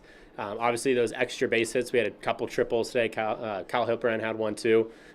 Those are huge as well. But walks and extra base hits, that's really what people are going for nowadays. And I think we exemplified that. You don't need to have 15 hits. I think we may have had 14 or 15 the other night and we only scored 5 or 6. But when you walk, and as pitching staff, when you give up that many walks and then you're forced to throw in the heart of the plate, you give up extra base hits. Yeah, that's just really the key, is to be disciplined and take our walks when they're given to us and then hit the balls that are in the middle of the zone very hard. Tack on runs as you put up a 5 spot to really give the team some comfort. And then it was just, how far can you get? How much can you get out of Zafino with a big road trip coming? Yeah, that was obviously key to kind of save the bullpen a little bit. Use Shaw at the end there because he's not going to be available this weekend, and kind of kept Weeze going with his no earned runs streak. So both those guys kind of coming in, just doing the job. A couple errors there, it got a little sloppy at the end, but doing what they needed to do to kind of push us to the finish line without using too many guys out of the bullpen. You mentioned some guys not able to make the trip to Badlands. Just talk about how the lineup and what the approach is going to be going to Dickinson this weekend, and what the Sod Busters should expect here for Badlands. Yeah, I think a lot of teams might kind of get flustered by that a little bit, but we've been running on fumes for the last couple weeks. We've had only a few bullpen arms, and we've made do with it. So I think kind of being low on numbers has forced guys to step up, and they know, like, no one's coming to save them. They got to perform. And I think that's almost been a good kind of pressure to put on them. And we've been good so far the last couple weeks, playing our best ball actually right now. So I think we'll be fine. We have our key guys, our key contributors, and we have enough arms out of the bullpen that we'll be okay. And we have some good starting pitching as well. So not too worried about it. Obviously a little bit of a tough challenge, but we've been up for the challenge the last couple weeks, and I think we'll continue to perform the way we have. Great baseball being played, and we always thank pitching coach Vinny Carone and congratulate the Sod Busters once again on the series sweep of the Nebraska Prospects. Take you through some final lines. Again, the final score 12-6. Sod Busters with a couple of guys in multi-hit figures. You have Lane Shires going 2 for 5 with an RBI. Anthony Chavez, a big 3 for 6 day with that RBI triple back in the second inning. He finishes with 4 RBIs. And even though a lot of guys on the scoreboard, Cale Jensen, Printer, Gaz with no hits, they ended up scoring the runs that they were able to keep it moving on the bases. Hayden Zafino picks up the win, 6 innings pitched, 2 hits, 3 earned runs, as Jacob Shaw closes it out. And for the Prospects, Charlie Mosser starts, takes the loss, inning 2/3, 5 runs. Again, 12 runs, 14 walks for the Prospects, and it just seems like the roles were reversed. It was almost like we were the Prospects in Game 1 earlier this season, and they were the Sod Busters earlier. But got to feel good on a series sweep to end at Duncan Field. And great to see these guys playing their best ball at the end. We'll see what they can piece together for the weekend. And then again, next week they get the extra day off, and the next matchup is actually going to be in Grand Island. So for Sod Buster fans in Central Nebraska, a chance to go to Ryder Park and see a game on Wednesday. And that's where we will be talking to you next time. You can follow action. We'll have Coach Andy. We'll have some updates on social media from the Badlands. He's been a nice job of kind of being our broadcaster update away from home, if you will. So 3-game series with Badlands Friday, Saturday, Sunday. We will not see you Monday, Tuesday, and then Wednesday we will bring you Sod Buster baseball from a brand new ballpark at Ryder Park in Grand Island as the Big Sticks come to town. And one more week of Sod Buster baseball coming up here as we will check out here tonight for Ryan Valenta, Steve Stein. We want to thank Mason Hendricks, Noah Pagel, Connor Christensen, all of our broadcasters, and Scott Galusha for coming up and chatting with us. This has been Sod Buster baseball. Once again, 12-6 the final score. Sod Busters extend their streak to 5 games and sweep the Prospects. We'll see you next Wednesday. Have a good night. Catch the spirit of the game. The Hastings Sod Busters.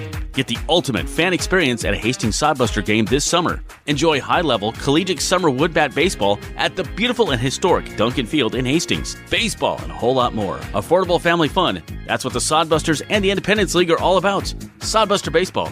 It's your team. Catch the spirit